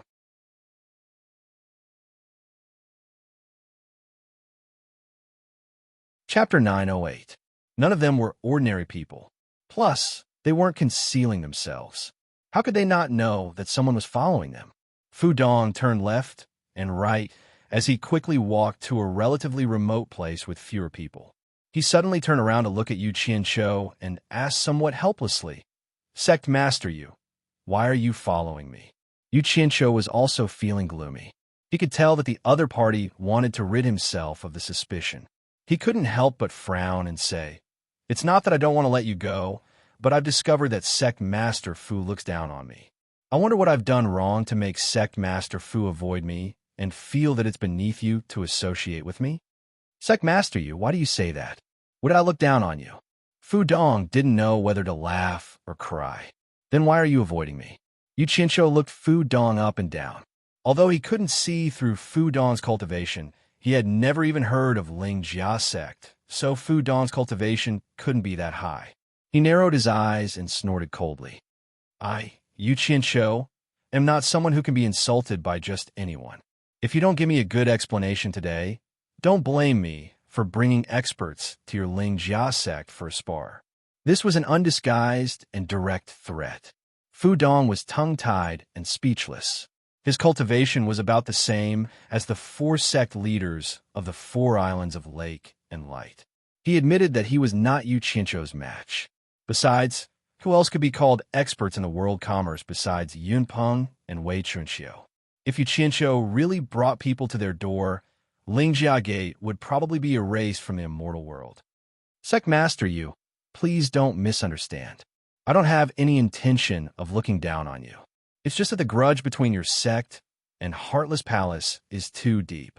My Lingjia Gate is weak and doesn't dare to attract Heartless Palace's attention." Fu Dong cupped his hands and smiled bitterly. "Sect Master Yu, please be magnanimous and don't make things difficult for me." "So that's why." Yu Qianqiu's brows raised. Now he finally understood why everyone avoided him like a snake or a scorpion the moment they heard his name. At the beginning, he thought that it was because of the battle at the illusory Immortal City's life and death mound that made him famous. But it turned out that everyone was still afraid of the Heartless Palace. Yu Qianqiu looked around at the bustling crowd. It seemed like as long as Heartless Palace was still powerful in the immortal world, small sects like Fu Dong wouldn't dare to make friends with him. Other than those big sects that weren't afraid of Heartless Palace, the World Commerce Association was destined to be isolated.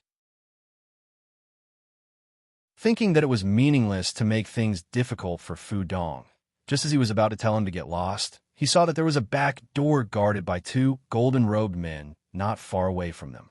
It just so happened that a few people showed their golden invitation cards and left through the back door unimpeded. Why did they leave through the back door? Yu Qianqiu asked. Fu Dong looked in the direction he was looking at and replied, I heard that the top 50 sects and top 50 commerce associations in the immortal world all received Wu Xiong's invitation. Adding them together, they're the top 100 sects in the immortal world. People like us, who didn't receive an invitation, can only drink a cup of wine in this simple house. As for those who received an invitation, they can enter the residence of the Immortal Palace's External Affairs Commander in the Paradise Immortal Realm and become a distinguished guest. Invitation card? Yu Qianshou took out the golden invitation card and handed it to Fu Dong. Is this the invitation card you're talking about? Fu Dong opened the invitation card and looked at it speechlessly. He thought of the rumor that Yu Qianshou and Mu Tianjiao were friends and thought, "Why are you following me around even though you have an invitation card?" Fu Dong nodded speechlessly and returned the invitation card to him. Yu Qianshou held the invitation card and patted it thoughtfully. Then, he cupped his hands at Fu Dong and said, "I'll take my leave first, lest I make things difficult for Sect Leader Fu. If you're not afraid of Heartless Palace finding trouble with you, Sect Leader Fu, why don't you come to my World Chamber of Commerce when you're free? I welcome you at any time. Farewell." With that said, he strode to the back door and showed the golden-robed guard the invitation in his hand. After asking for the direction of Wu Xiong's residence, he smoothly left through the back door. Watching him leave, Fu Dong heaved a sigh of relief. He thought, "I can't wait to hide from you, so why would I go to your World Chamber of Commerce?" Holding the invitation card meant that Yu Qianshou had obtained the right to fly within the mountain range of the immortal land of bliss. However, this did not mean that he could roam freely within the immortal land of bliss. There were guards at a certain distance in the air, monitoring those who came to attend the banquet, all the way to Wu Xiong's residence. Yu Qianshou had no choice but to obediently fly forward. Along the way, his eyes would light up every time he caught a glimpse of all sorts of rare, immortal herbs appearing in the mountains and rivers below. They were slender and elegant, so alluring. However, these rare and precious immortal herbs seemed to have lost their value here, no different from wild grasses in the barren hills. Yu Qianshou saw with his own eyes a giant wild beast rolling on the ground, trampling an immortal herb worth several 100 million divine grade spirit stones into dregs, causing him to feel heartache. Although it was an unintentional scene, Yu Qianshou was inwardly apprehensive. The things that sects in the immortal world fought and killed each other for were things that the immortal palace did not even spare a glance for. One could see the immortal palace's wealth and strength at a glance. Curse that neighbor. Initially, Yu Qianshou had prepared a stock of immortal herb worth 500 million divine grade spirit stones as a congratulatory gift, but now he really couldn't bring himself to take it out. He couldn't possibly take out a stalk of wild grass as a congratulatory gift, right? On top of a mountain shrouded in clouds and mist stood a majestic courtyard that resembled a crouching tiger and coiling dragon. Yu Qianshou descended outside the high walls. The main entrance was a gatehouse, and on top of the gatehouse was a large golden plaque with the words External Affairs Grand Commander Manor engraved on it. There were golden-robed guards guarding the gatehouse from top to bottom. Yu Qianshou took a quick glance around, and his pupils suddenly shrunk. His entire body froze on the spot. In the distance, there was a mountain peak hovering in the sky, and on top of the mountain peak was a majestic golden palace shrouded in resplendent golden light. The majestic palace was faintly discernible amidst the clouds and mist, exuding a dignified and solemn atmosphere. At first, Yu Qianshou thought that it was an illusion created by the multicolored sun glow, but upon closer inspection, he discovered that it was true. The mountain floating in the air was actually the upper half of the mountain below. The entire mountain had been cut in half by someone. Half of it was on the ground, while the other half was inconceivably floating in the air. He truly had no idea how it was done. Immortal Palace. This word suddenly popped up in Yu Qianshou's mind. He stood there silently for a moment, then slowly exhaled. In his heart, he was almost certain that the palace hovering in the air was the Immortal Palace, because he couldn't think of any other palace that dared to stand above the entire blissful paradise. Looking around at the surrounding mountains, There were many that looked similar to the Wu Xiong residence, but only that golden palace hovering in the air was the only one. When Yu Qianzhou's gaze slowly moved away, his gaze paused on the second peak beside the main peak. It was as if he saw a crystal palace, different from the other palaces on the surrounding mountains. However, he didn't pay too much attention to it. Holding the golden invitation in his hand, he walked to the gatehouse. The guard opened the invitation and shouted, "The World Commerce Conference's guests have arrived."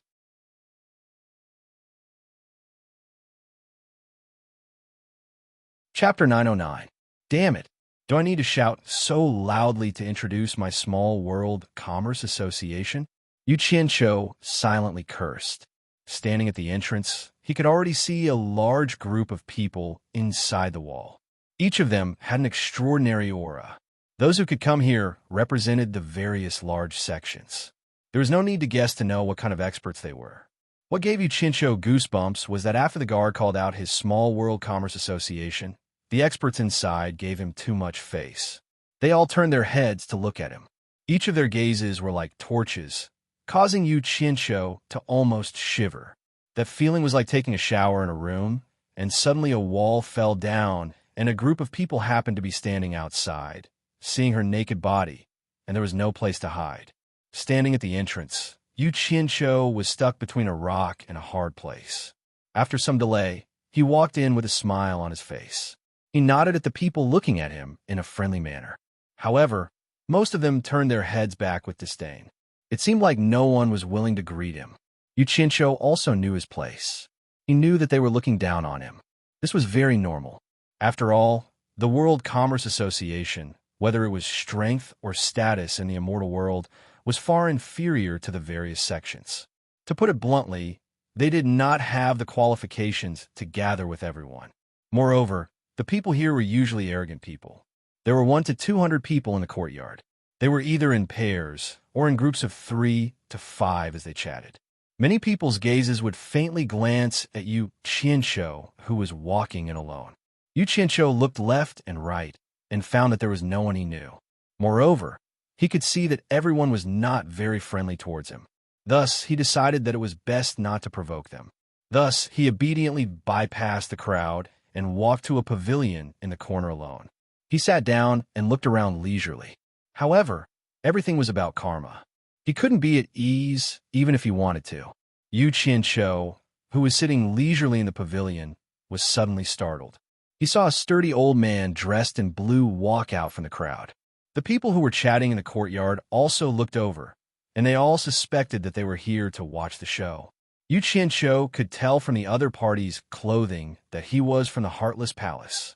The blue-clothed elder slowly walked into the pavilion. He looked down at Yu Qianzhou with contempt and said, "Are you Yu Qianzhou of the World Chamber of Commerce?" Yu Qianzhou stood up with a smile on his face. He cupped his hands and said, "This junior is indeed Yu Qianzhou. May I know how to address senior?" "Ignorant junior, do you think you are worthy of knowing this old man's name?" The blue-clothed old man said indifferently. The smile on Yu Qianzhou's face gradually froze. The anger in his stomach instantly erupted. Just as he was about to retort, he heard someone laugh and say, "Sungyun Exon, as a senior, why are you making things difficult for a junior?" A fat man walked out with a smile. It was Wan Buoxing's youngest son, Wan Lihong. He had come to congratulate Wu Xiong on his father's great joy. Sungyun Exon. Yu Qianzhou was slightly shocked. He had heard of this person before. He was the grandfather of the person he had killed outside the ruins of the god. Did he know that he had killed his grandson? Sungyun Exon tilted his head and sneered. "Wan Lihong, you're also a junior in front of me. Since when was it your turn to interfere in my affairs?" Wan Lihong walked into the pavilion nonchalantly. He first nodded at Yu Qianzhou in a friendly manner, then turned to Sungyun Exon and said, "Your eyes have always been on top of your head. How would I dare to interfere in your affairs? I just wanted to remind you out of goodwill that this is not your Heartless Palace. Don't be rash and make things worse. Otherwise, the one who will be embarrassed is you. What does it have to do with me? If you have the guts, why don't you jump here and watch? Be careful that you won't be able to return. But I don't think you have the guts to do that." Even though Yu Qianqiu didn't know who Wan Lihong was, he could tell from Wan Lihong's clothes that he was a subordinate of Wan Gutong. Wan Lihong's status in Wan Gutong was probably not ordinary. Wan Lihong must know that he was an immortal emperor's secret agent. Otherwise, why would he come out to talk back to the Heartless Palace? Being exposed by Wan Lihong, Sanyan Xian's face twitched. He indeed didn't have the guts to cause trouble here. He snorted coldly and ignored Wan Lihong. He stared at Yu Qianqiu and asked in a low voice, "Let this old man ask you, why do you keep going against my Heartless Palace?" Yu Qianqiu slowly stood up, his face expressionless as he replied, "When did I keep going against your Heartless Palace? Who's the one that keeps going against who? Everyone in the world has eyes. You can't just randomly accuse someone of something. Even though bullying others is a common thing in the immortal world, no one can deny that justice exists in the hearts of the people." Wan Lihong nodded in agreement. The others also exchanged glances with each other, a little surprised. They didn't think that Yu Qianqiu would have such guts to speak to Sanyan Xian in such a manner. Sanyan Xian narrowed his eyes and said word by word, "You still dare to quibble? Do you want to die?" Yu Qianqiu couldn't help but sneer. Now that things had come to this, he finally understood that there was a dead knot between him and the Heartless Palace that couldn't be untied even if he wanted to. No matter how much he endured, the Heartless Palace wouldn't let him go. Since that was the case, why should he endure it? At least here, the Heartless Palace wouldn't dare to do anything to him, so there was nothing to be afraid of. "Do you want to die?" Yu Qianqiu sneered and said, "Anyone can bully others, but what can you do to me? I'm standing right here. Do you dare touch me?" His tone was a little overbearing. Hearing this, everyone was shocked. They all thought that this brat really didn't know the immensity of heaven and earth. Even if the Heartless Palace didn't dare to do anything to him here, could he hide in the paradise immortal realm for the rest of his life? Wan Lihong's eyes, on the other hand, lit up with joy. She hoped that the Heartless Palace and Yu Qianqiu would make a big deal out of this. With Yu Qianqiu's identity as an immortal emperor's secret agent, the Heartless Palace would definitely be the one to suffer in the end. Being provoked like this in front of everyone, Sanyan Xian was extremely angry.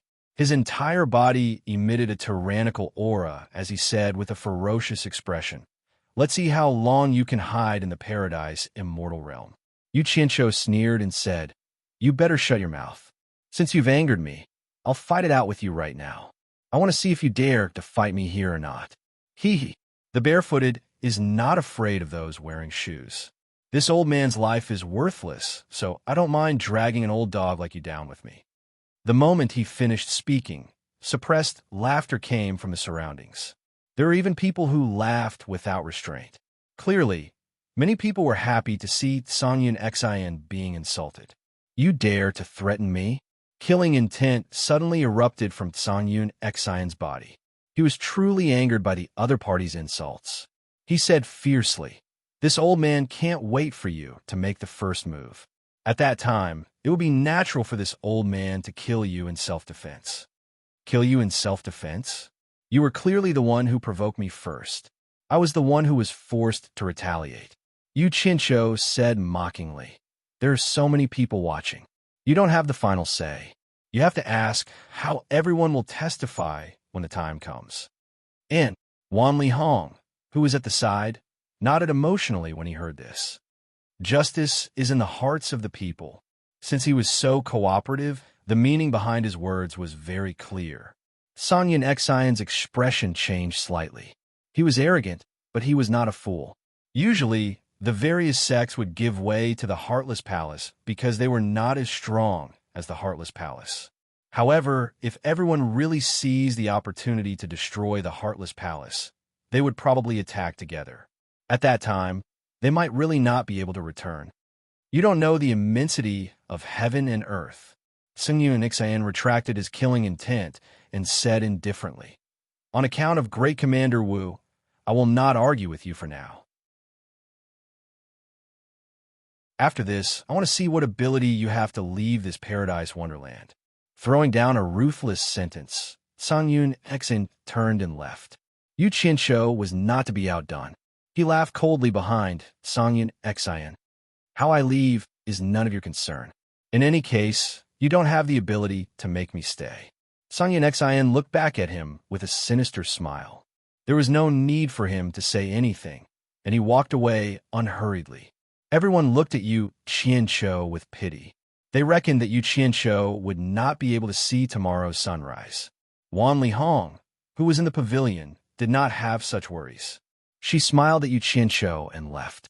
In the end, Yu Qianshou was left alone in the pavilion. No one came to pay attention to him. He was very clear that if he did not have the ability, he did not have the qualifications to ask for help from others.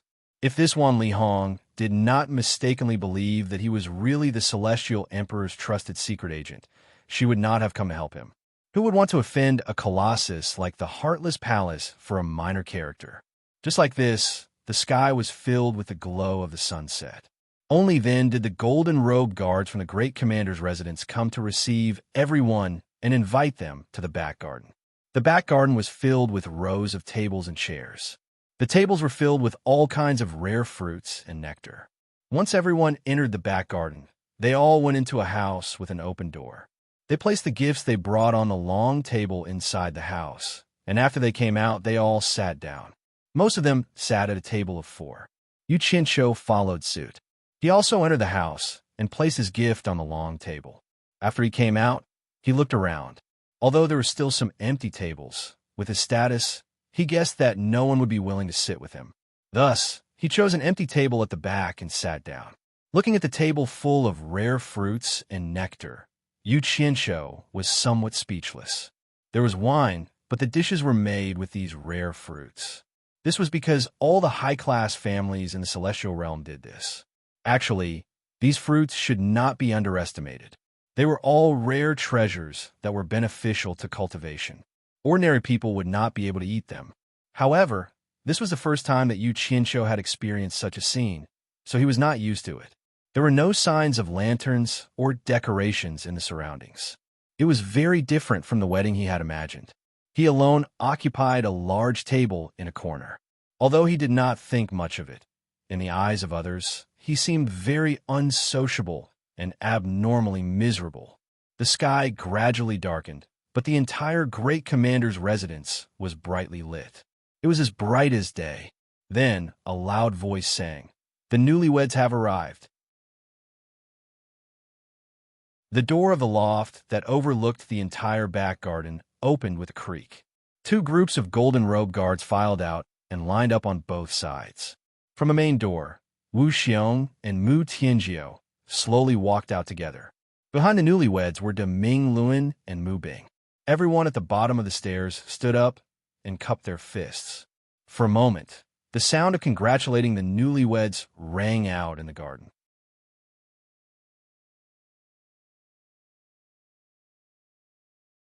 Chapter 9-10.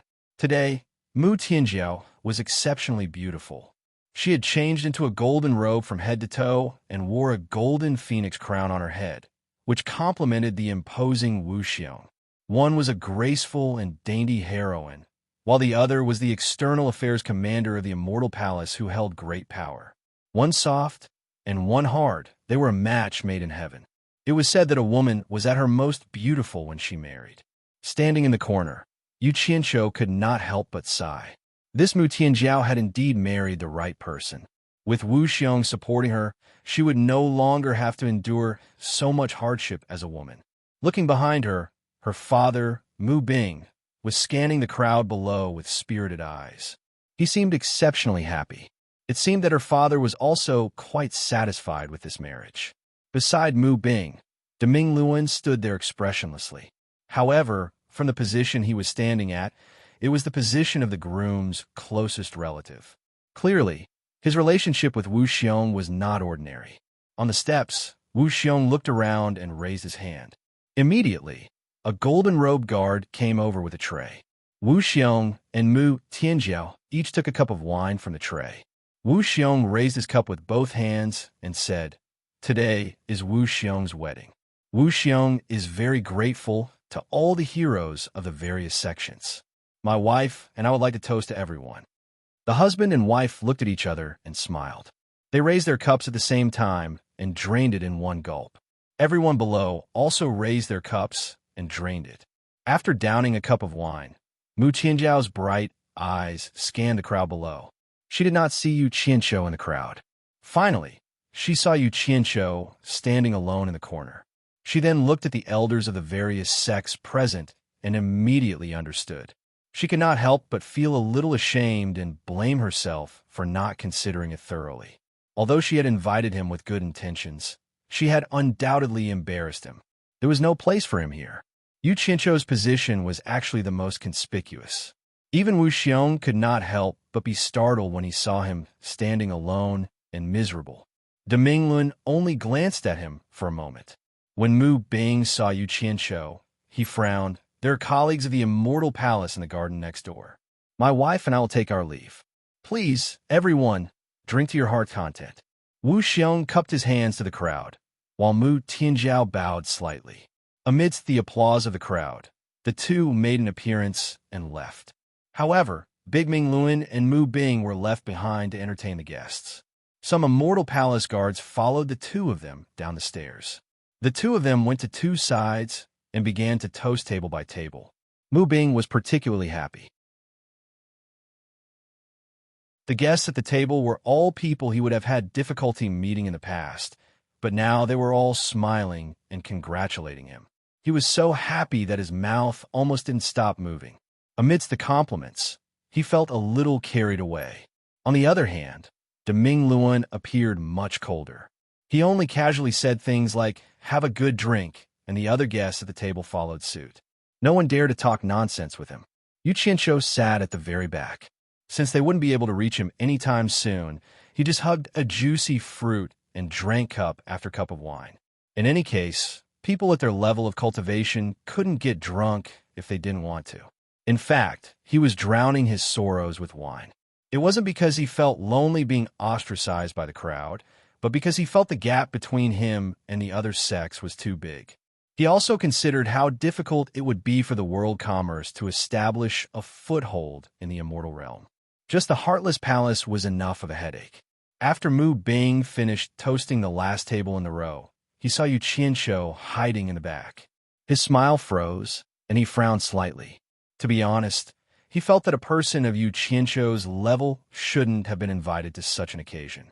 How could a small character like Yu Qianzhou be qualified to come to the Paradise Immortal Realms Foreign Affairs Grand Commander's office? Now look at him. What did he look like on such a joyous occasion? He made it seem like he wasn't a good host. How unlucky. In fact, he was most worried that Wu Xiong would misunderstand because Mu Tianzhao and Yu Qianzhou knew each other. Mu Tianzhao didn't invite any other male guests but Yu Qianzhou. How could he not be worried?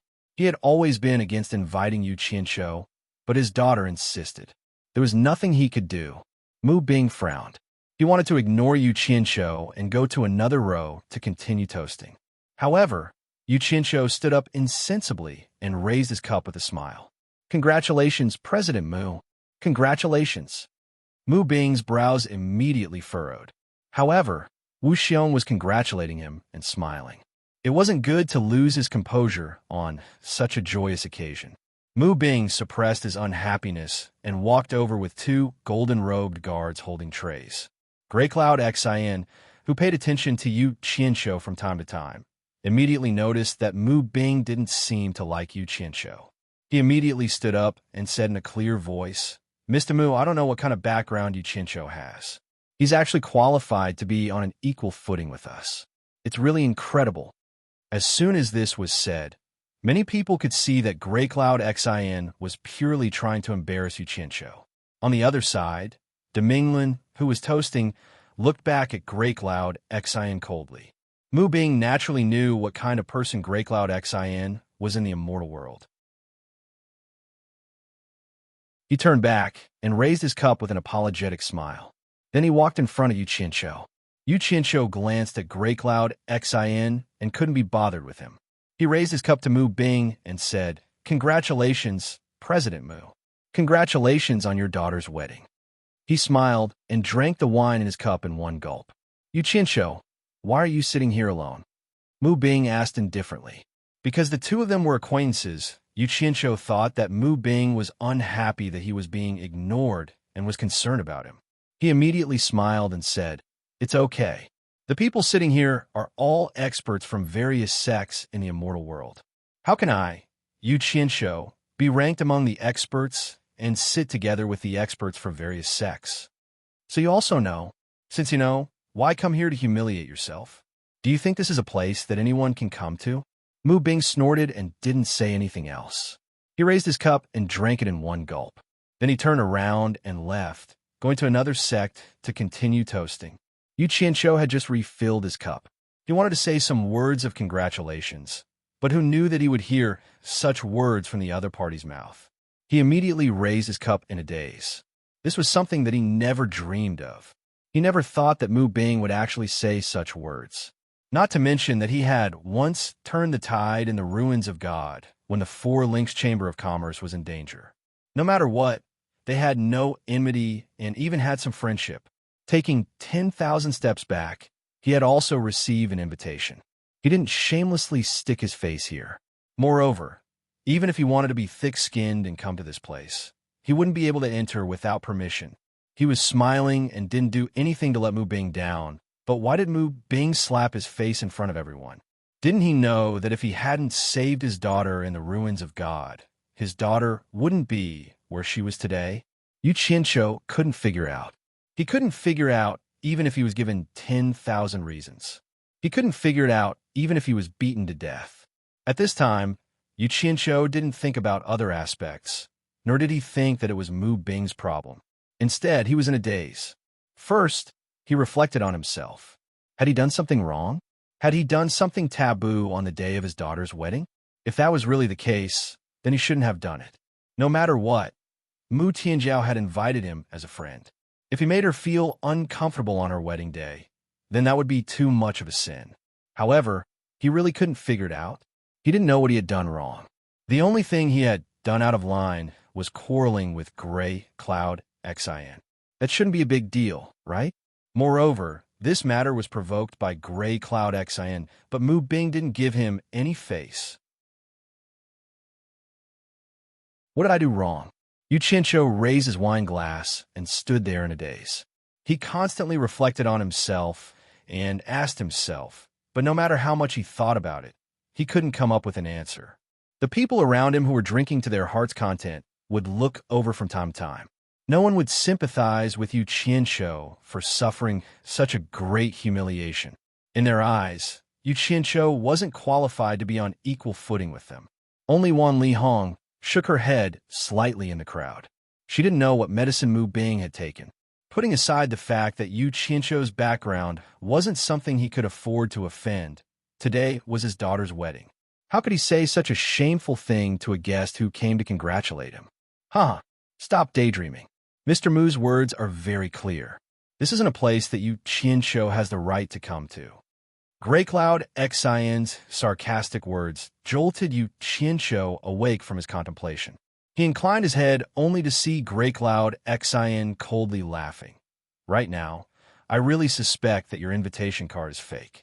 I hope the people from the Grand Governor's Manor can do a thorough check and see if there's someone who tried to sneak in. Yu Qianshou ignored him and stared at Mu Bing.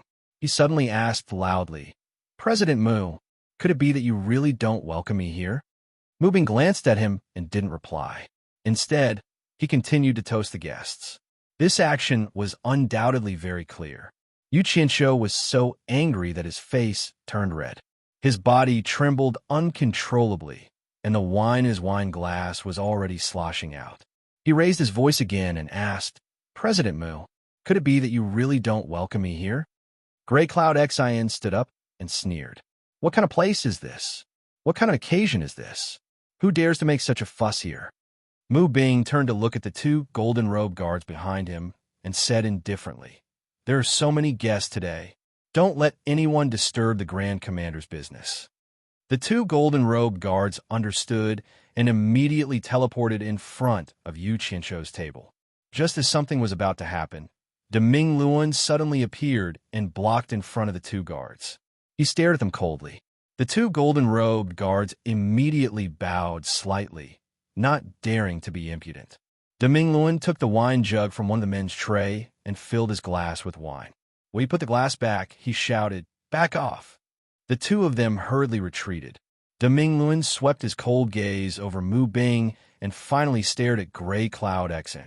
He asked indifferently, "Gray Cloud Exen, what are your intentions in sowing discord here? Are you trying to ruin this joyous occasion?" "Oof. Today, on account of Wu Xiong's wedding. If you dare to be impudent again, don't blame me for being impolite." He then raised his glass to Yu Qianqiu and said, "Sect leader Yu, please don't blame me for my poor hospitality."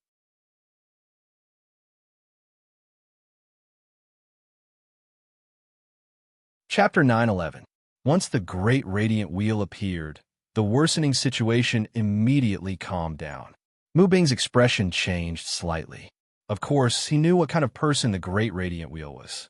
It was the leader of the Chamber of Commerce Alliance. In the past, it would have been difficult for him to meet the Great Radiant Wheel. In terms of power, the Great Radiant Wheel was no weaker than his son-in-law Wu Xiong. For Wu Xiong to invite the Great Radiant Wheel as a guest, it was clear that the two had an extraordinary relationship. How could he disobey such a person? However, a sudden change in status often made people lose themselves. At this moment, Mu Bing was like a nouveau riche, feeling somewhat complacent. So many people he had to look up to in the past were now polite to him. He was somewhat at a loss. He had just expressed his dissatisfaction with Yu Qianqiu, but now the Great Radiant Wheel was toasting and apologizing to Yu Qianqiu in front of everyone. This was undoubtedly a slap in his face. This made him somewhat unhappy. Even so, he was not arrogant enough to dare object to the Great Radiant Wheel. He could only shut his mouth angrily. In his heart, he had already listed the Great Radiant Wheel as someone who didn't care about him. To put it bluntly, he bore a grudge.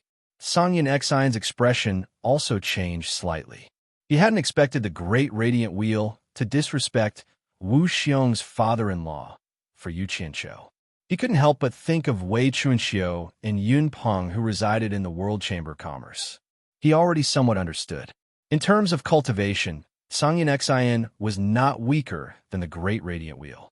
However, there was a great disparity in their backgrounds.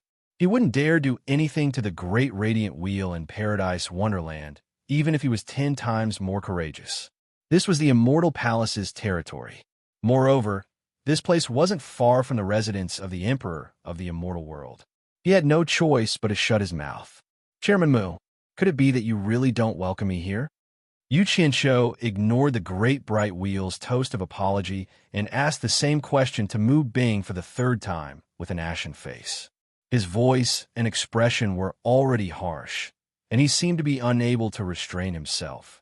Everyone at the banquet was perfectly silent, yet they were secretly exchanging glances with each other, and their eyes were filled with ridicule. All of them were secretly ridiculing Yu Qianqiu for overestimating his ability and actually daring to repeatedly shout at Wu Xiong's father-in-law. His fate was already a foregone conclusion, and he was truly the one who brought this upon himself. Mu Bing abruptly raised his head, his eyes filled with rage. His current status was extraordinary. He was no longer the submissive president of the Four Links Chamber of Commerce who went around begging for help. He had a reverse scale, so how could he allow a mere Yu Qianqiu to question him like this? Mu Bing, who was on the verge of exploding, endured the cold gaze of the Great Bright Wheel. "Yu Qianqiu, don't act recklessly. This is not the place for you to behave atrociously. If things get out of hand, I won't be able to protect you under the feet of an immortal emperor. Even if you don't think about yourself, you have to think about Bai Sujin and the girl you brought with you." After Ming Luan sent a sound transmission to warn him, he pushed his cup again and said, "Commander Wu's wedding, Sect leader Yu, please give me face and drink this cup to appease your anger." Yu Qianqiu looked at the Great Bright Wheel and was slightly shocked. He understood that he was indeed a bit too impulsive.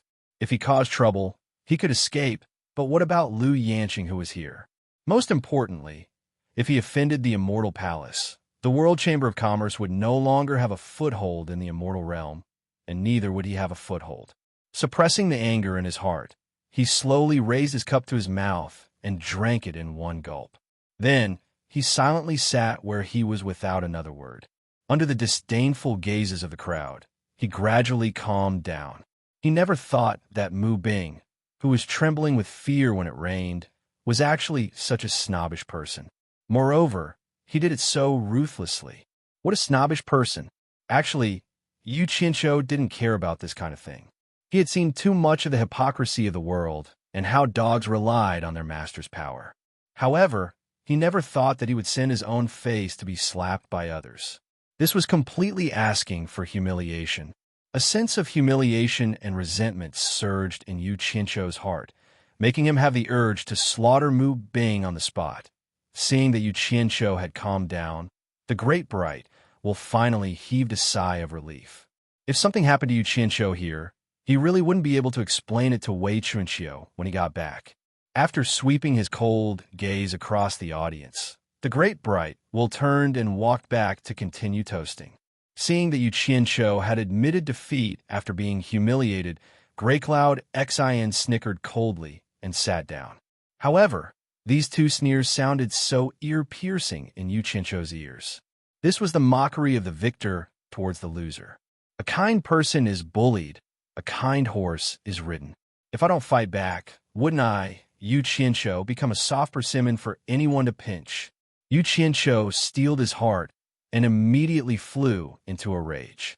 With a bang, he slammed the table and stood up. He narrowed his eyes and stared at Grey Cloud Xin. Everyone's gaze suddenly focused on him. Wan Lihong's eyes lit up as he thought to himself, is he going to flip out? Mu Bing snorted coldly and shouted, Yu Qianqiu, where do you think this is? How can you behave so atrociously here? Grey Cloud Xin also stood up with a sneer. He stared at the frowning Great Bright Wheel and laughed. Great Bright Wheel, you saw it for yourself. Someone is trying to deliberately cause trouble. You have to be fair. You can't favor one and discriminate against the other. Great Bright Will glanced at him and coldly shouted at Yu Qianqiu. Yu Qianqiu, I'm warning you for the last time. If you dare to behave atrociously again, don't blame me for being impolite. His words left some leeway for Yu Qianqiu to back down. You've misunderstood me. I definitely didn't mean to behave atrociously. It's just that I forgot to give something to the people of Heartless Palace. Because I suddenly remembered it, I couldn't control my emotions and disturbed everyone's mood. I'm truly sorry. Yu Qianqiu apologizes to everyone here. Yu Qianqiu smiled and cupped his fists as he apologized to everyone. Everyone looked at each other in dismay. They didn't know what Yu Qianqiu was up to. However, when they saw him suddenly smile and say such words, they all felt that things weren't so simple. There was definitely something fishy going on. Qianyan Xion's eyes flickered, and he coldly said, I'm the only person from Heartless Palace here. I'm sure you have something to show me. Since that's the case, why beat around the bush and act mysterious? Just take it out. That's fine. I hope you can control your emotions after seeing it, and don't ruin Commander Wu's plans. Yu Qianqiu coldly smiled and took out a jade tablet, casually tossing it over. Everyone couldn't help but be curious. They didn't know what Yu Qianqiu wanted to show Qianyan Xian. Qianyan Xian caught it and glanced at it indifferently. He saw a pure white jade tablet with the words Lian Qing engraved on it. His eyes couldn't help but widen. He teleported in front of Yu Qianqiu and shouted angrily, Where did you get this thing? His voice was like thunder. Probably everyone in the commander's residence could hear him. Everyone couldn't help but secretly click their tongues. They didn't know what Qianyan Xian saw. He actually disregarded the situation and lost his composure like this. Later, when a large number of people from Immortal Palace were alerted, they would see how he would deal with this. This jade tablet wasn't actually anything valuable. It was just a jade tablet that Yu Qianqiu found in Qianyan Xion's storage bracelet after he killed his grandson, Song Lianqing, outside the ruins of God. It could represent his identity. This jade tablet might not be much to others, but to Qianyan Xion, it was very important. When any disciple of Heartless Palace died, there would be feedback from Heartless Palace. Song Lianqing's death was naturally no exception. However, Ever since he received news of Song Lianqing's death, Qianyan Xian mobilized a large number of people, but still couldn't find Song Lianqing's corpse. He originally didn't have any hope, but he didn't expect to suddenly see his grandson's Jade tablet here. How could he not be shocked? Do you think I need to tell you? Yu Qianqiu sat down with a sarcastic expression. He poured a cup of wine and slowly drank it. Suddenly, he realized that the wine tasted much better than before. He couldn't help but click his tongue and say, "It's really good wine." The reason why he wasn't afraid of the trouble of revealing this thing was because he knew that there was no room for reconciliation with Qianyan Xian. Once he left Paradise Wonderland, Qianyan Xian would definitely kill him. Since that was the case, he naturally had to retaliate. Otherwise, if the matter of today's humiliation spread out, how would he still have the face to face his subordinates? "You're the one who killed my grandson, Song Lianqing," Qianyan Xian said angrily. The moment these words came out, everyone was in an uproar. They all understood what Yu Qianqiu showed Qianyan Xian. It was definitely a keepsake of his grandson, Song Lianqing. Deming Luan's brows knitted together. He realized that this Yu Qianqiu really wasn't afraid of blowing things up. He actually showed this thing at this time. Almost at the same time Qianyan Xian said this, a person in white flashed out from the crowd. He stared at Yu Qianqiu with a burning gaze and said, "Chai Junlang was also killed by you?" This person was Xiao Yao Palace Master Chai, Xiao Yao's eldest disciple, Ma Fengnan. Because he knew that Chai Junlang and Song Lianqing got into an accident on the same day, and the two of them were together every day during that period of time, he naturally had a reason to question Chai Junlang. "Chai Junlang?" Yu Qianqiu shook his head and said, "I don't know who Chai Junlang is, but based on the information I heard, I guess it should be the guy with the white jade folding fan." He was referring to the image of Chai Junlang, who boasted of his elegance and elegance. Ma Fengnan's pupil shrank, and he said sternly, "So, you admit that you killed him?" No. Please don't misunderstand. I didn't kill him." Yu Qianqiu pointed at Qianyan Xian, who wanted to kill him, and pointed at the jade pendant in Qianyan Xian's hand. He said, "When I saw the guy with the white jade folding fan, he should be Chai Junlang." He seemed to be quarreling with the owner of this jade pendant over a woman. In the end, the two of them fought with their lives on the line. Unfortunately, Chai Junlang's skills were inferior, and he was killed by the owner of this jade pendant, Song Lianqing. He died a miserable death. I don't know what kind of deep hatred Song Lianqing has for Chai Junlang, but it's all because of a woman. He. Chai Junlang begged for mercy before he died, but Song Lianqing killed him. He died a miserable death. The crowd was in an uproar again, and they all turned to look at Wan Lihong. Who didn't know that Song Lianqing and Chai Junlang had been fighting for Wan Bosheng's granddaughter, Wan Ling? The only person who could make the two of them fight at all costs was probably Wan Ling. In order to please Wan Ling, the two of them had fought more than once or twice. No one expected that they would be so ruthless this time and take each other's life.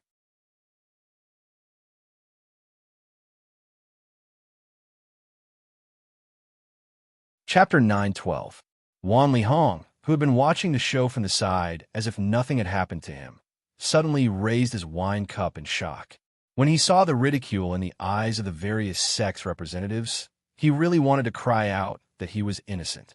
He was one of the people who had witnessed Yu Qianqiu killing Song Lianqing and Chai Junlang with his own eyes. It was not what Yu Qianqiu had said. However, he had no way to stand out and testify for this matter. Firstly, he was wary of Yu Qianqiu's background, and he really did not want to offend Yu Qianqiu. Secondly, these two people's deaths were really related to Wan Ling. If it wasn't for Wan Ling's intentional bait, these two people wouldn't have gone to Yu Qianqiu and ended up being killed by Yu Qianqiu in the end. Wan Lihong had an awkward expression on his face as he continued to drink his wine. Others might not understand, but he could see that this Yu Qianqiu was obviously trying to shift the blame for Chai Junlang's death on its Song Lianqing, so that Xiao Yao Palace would find trouble with Heartless Palace. Thinking about it carefully, there might really be some trouble between these two sections. Chai Junlang was the only son of Xiao Yao Palace Lord Chai, Xiao Yao. How could Chai Xiaoyao not seek an explanation from Heartless Palace? Even if he didn't, he would definitely seek an explanation from Song Yun Xin. In short, Song Yun Xin was in trouble. This Yu Qianshou was indeed worthy of being an immortal emperor's secret agent. His methods were indeed ruthless. The moment he made a move, he wanted to make Song Yun Xin suffer the consequences. Wan Lihong sighed lightly and continued to drink his wine. In any case, this matter had nothing to do with Wan Gutong, so he was too lazy to say anything. Naturally, Song Yun Xin knew what Yu Qianshou's words meant. His grandson's death was already in the past. What he was thinking about was how to take revenge for him. If Xiao Yao Palace Master remembered him, because of this, even though he had the powerful background of Heartless Palace, it would still be a headache. Maybe one day, Chai Xiao Yao would vent his anger on him and secretly take revenge for his son. After all, his grandson was already dead. Grey Cloud Xin naturally couldn't allow this matter to be placed on his dead grandson's head. Otherwise, the trouble would extend to him. He immediately snorted coldly and said, "Ma Fengnan, don't listen to this guy's nonsense. He's deliberately sowing discord between our two families. You should know that everyone saw how Wan Ling took this kid away. If I'm not wrong, Lian Qing and Chai Junlang must have found him because of this, and in the end, they were killed by him." Ma Fengnan naturally knew that this was a serious matter. After glancing at him, he stared at Yu Qianshou and said, "Why should I believe what you said? What proof do you have? Testify. Believe it or not, it's up to you." Speaking of which, I was tricked by this Chai Junlang. Yu Qianshou looked at the jade token in Grey Cloud Xion's hand and snorted coldly. Before Chai Junlang was killed by Tsang Lianqing, he accidentally discovered me hiding in the dark and cried for help, causing me to be discovered by Tsang Lianqing. Hee. I was just passing by and didn't want to interfere with their business. Who knew that this Tsang Lianqing actually wanted to kill me to silence me and recklessly chased after me? He didn't have much ability, but he still dared to be so arrogant. I don't know where he got this habit from. He really brought this upon himself. How could I not retaliate and allow him to kill me? Hence, I took his life and took his head. Everyone looked at each other and thought that this guy was really bold. He actually dared to openly admit that he killed Grey Cloud Xion's grandson. How could Grey Cloud Xion let him go? Sure enough, Grey Cloud Xion's eyes were about to pop out as he said sternly, "You admit that you killed me, son Tsang Lianqing?" The killing intent in his body suddenly surged out uncontrollably. Yu Qianshou withstood the huge pressure from the other party's body and patted his chest as he sneered. "Since I dare to tell you the truth, there's nothing to hide. I will bear the consequences of my own actions. Your grandson Tsang Lianqing sought his own death and died in my hands. Whatever you want, I will accompany you at any time without hesitation." He admitted this without any hesitation because he knew that regardless of whether he admitted it or not, Grey Cloud Xion wouldn't let him go. Wan Lihong, who knew the truth among the crowd, sighed inwardly. If she hadn't witnessed the whole thing with her own eyes, she would probably have been fooled by this Yu Qianshou as well. This guy really played his cards well. He was completely throwing caution to the wind and telling the truth. He was beating around the bush to prove that Chai Junlang was killed by Tsang Lianqing. This time, it would be hard for the people present not to believe him. What made Wan Lihong feel helpless was that Wan Ling had confirmed the strong reason why Chai Junlang and Tsang Lianqing were killing each other. Presumably, Wan Ling's reputation in the immortal world would be even worse. Wan Lihong wondered how Wan Ling would react if she knew what had happened today. Grey Cloud Xion was already trembling with anger, but he was also a big shot in the immortal world. Of course, he knew that he should endure when he could. This wasn't a place for him to make a move. He gritted his teeth and said, "Yu Qianshou, the moment you step out of the paradise wonderland will be the moment you die." Yu Qianshou snorted disdainfully. He did not expect Song Yun Xian to be able to endure this. Before Yu Qianshou could reply, Ma Fengnan, who was at the side, interjected, "Song Yun Xian, how impressive. No wonder he could raise such a powerful grandson." Grey Cloud Xian was stunned. He frowned and said, Ma Fong Nan, you're not a 3-year-old kid, right? You actually believe such words? Ma Fong Nan snorted coldly. What do I believe? Seeing that the situation was getting out of hand, Mu Bing, who had already stopped toasting in the crowd, finally couldn't hold it in any longer. He teleported over and pointed his finger at Yu Qianshou as he shouted, Yu Qianshou, do you really think that I don't dare to deal with you? Yu Qianshou glanced at him coldly. He resisted the urge to make a move. Instead, he cupped his fists at Mu Bing and said, President Mu, why are you blaming me for their quarrel? Mu Bing was instantly enraged by his retort. He shouted sternly, How dare you? You still dare to quibble. Right at this moment, a dignified snort reverberated through the air. What's going on? Everyone turned to look. They saw an indifferent Wu Xiong holding the hand of Mu Tianjiao, who was wearing a phoenix coronet, walking out from the arched door next door. The two of them had also been disturbed by the commotion here. Behind them, a large group of golden-robed people appeared one after another. Each of them had an extraordinary aura. Their cold eyes swept across the crowd.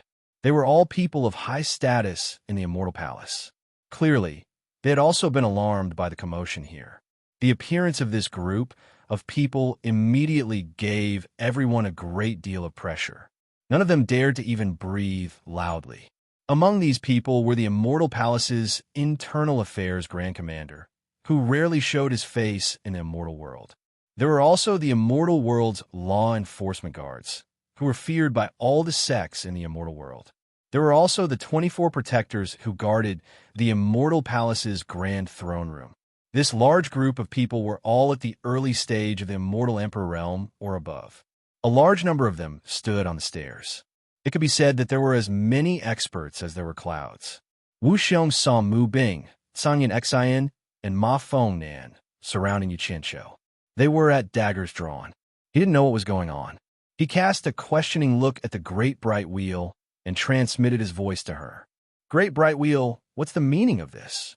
Mu Tianjiao also seemed a little surprised. She didn't know why they were surrounding Yu Qianshou. They had heard the commotion here before. They thought that nothing would happen with the Great Bright Wheel present. Who knew that the commotion here would not end? It was too outrageous. Everyone came to see what was going on. The Great Bright Wheel snorted coldly and replied, It was originally nothing, but this is your family's business. Even I can't suppress it, even if I wanted to. Let me congratulate you first for finding a good father-in-law. He's very impressive. You've really opened the eyes of all the guests here.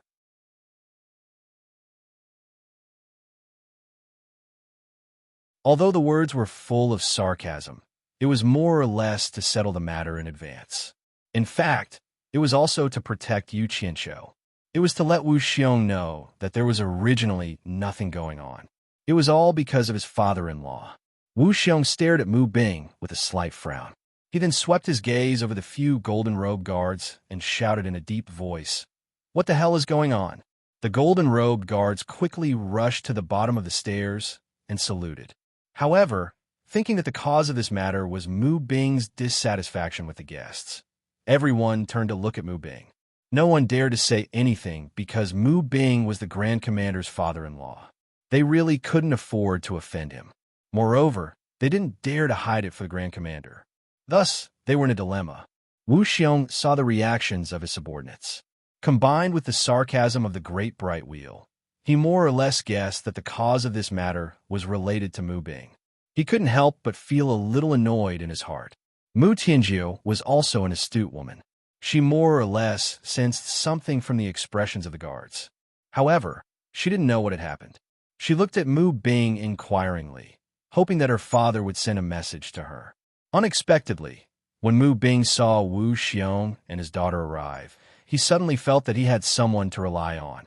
He glanced at the Great Bright Wheel, which made him feel somewhat apprehensive, and immediately walked to the bottom of the stairs where his daughter and son-in-law were standing. He pointed at Yu Qianshou and sneered. This Yu Qianshou has wantonly behaved atrociously here and angered the Heartless Palace's high, consecrated song. He has also deliberately provoked the relationship between the Heartless Palace and the Xiaoyao Palace. Even my attempts to stop him have been futile. It seems that the Grand Commander has to personally issue an order to punish him. Hearing this, Mu Tianjiao pursed her lips and stared fixedly at her father, still not saying a word. Wu Xiong also stood there without saying a word. In reality, he was listening to a subordinate's detailed report of what had happened. After listening, he tilted his head and glanced at Mu Tianjiao, then stared at Yu Qianshou and indifferently said, "Yu Qianshou, who gave you the courage to behave atrociously at this commander's wedding banquet?" The representatives of the various sects below all looked at Yu Qianshou with pitiful gazes. They all reckoned that he was going to be out of luck. Only Wan Lihong didn't think much of it. He didn't think that anything would really happen to Yu Qianshou. Mu Bing's face revealed a trace of complacency. Song Yunxin's expression showed that he couldn't wait to personally slaughter Wu Xiong. The representatives of the various sects all had expressions of pity or schadenfreude. Furthermore, the group of experts on the stairs looked at him as if they were looking at an ant. It turned out that in everyone's eyes, he was someone who could be easily bullied. Yu Qianshou took in everything that was happening. A ruthless sneer surfaced in his heart, but his face was filled with endless grief and indignation. He cupped his hands towards Wu Xiong and said, "Reporting to Commander, President Mu's words have made the final decision. I have nothing to say, and I don't want to defend myself. Just as President Mu said, I don't have the qualifications to attend the Commander's wedding banquet. I overestimated myself and came here to humiliate myself." That you're tuning in to the Romance Rendezvous YouTube channel. We're so grateful for your support, and don't forget to subscribe to join us on this incredible journey through captivating stories. Your generosity through donations truly makes a world of difference, as it's the primary source of revenue that allows me to expand and enhance this channel for you.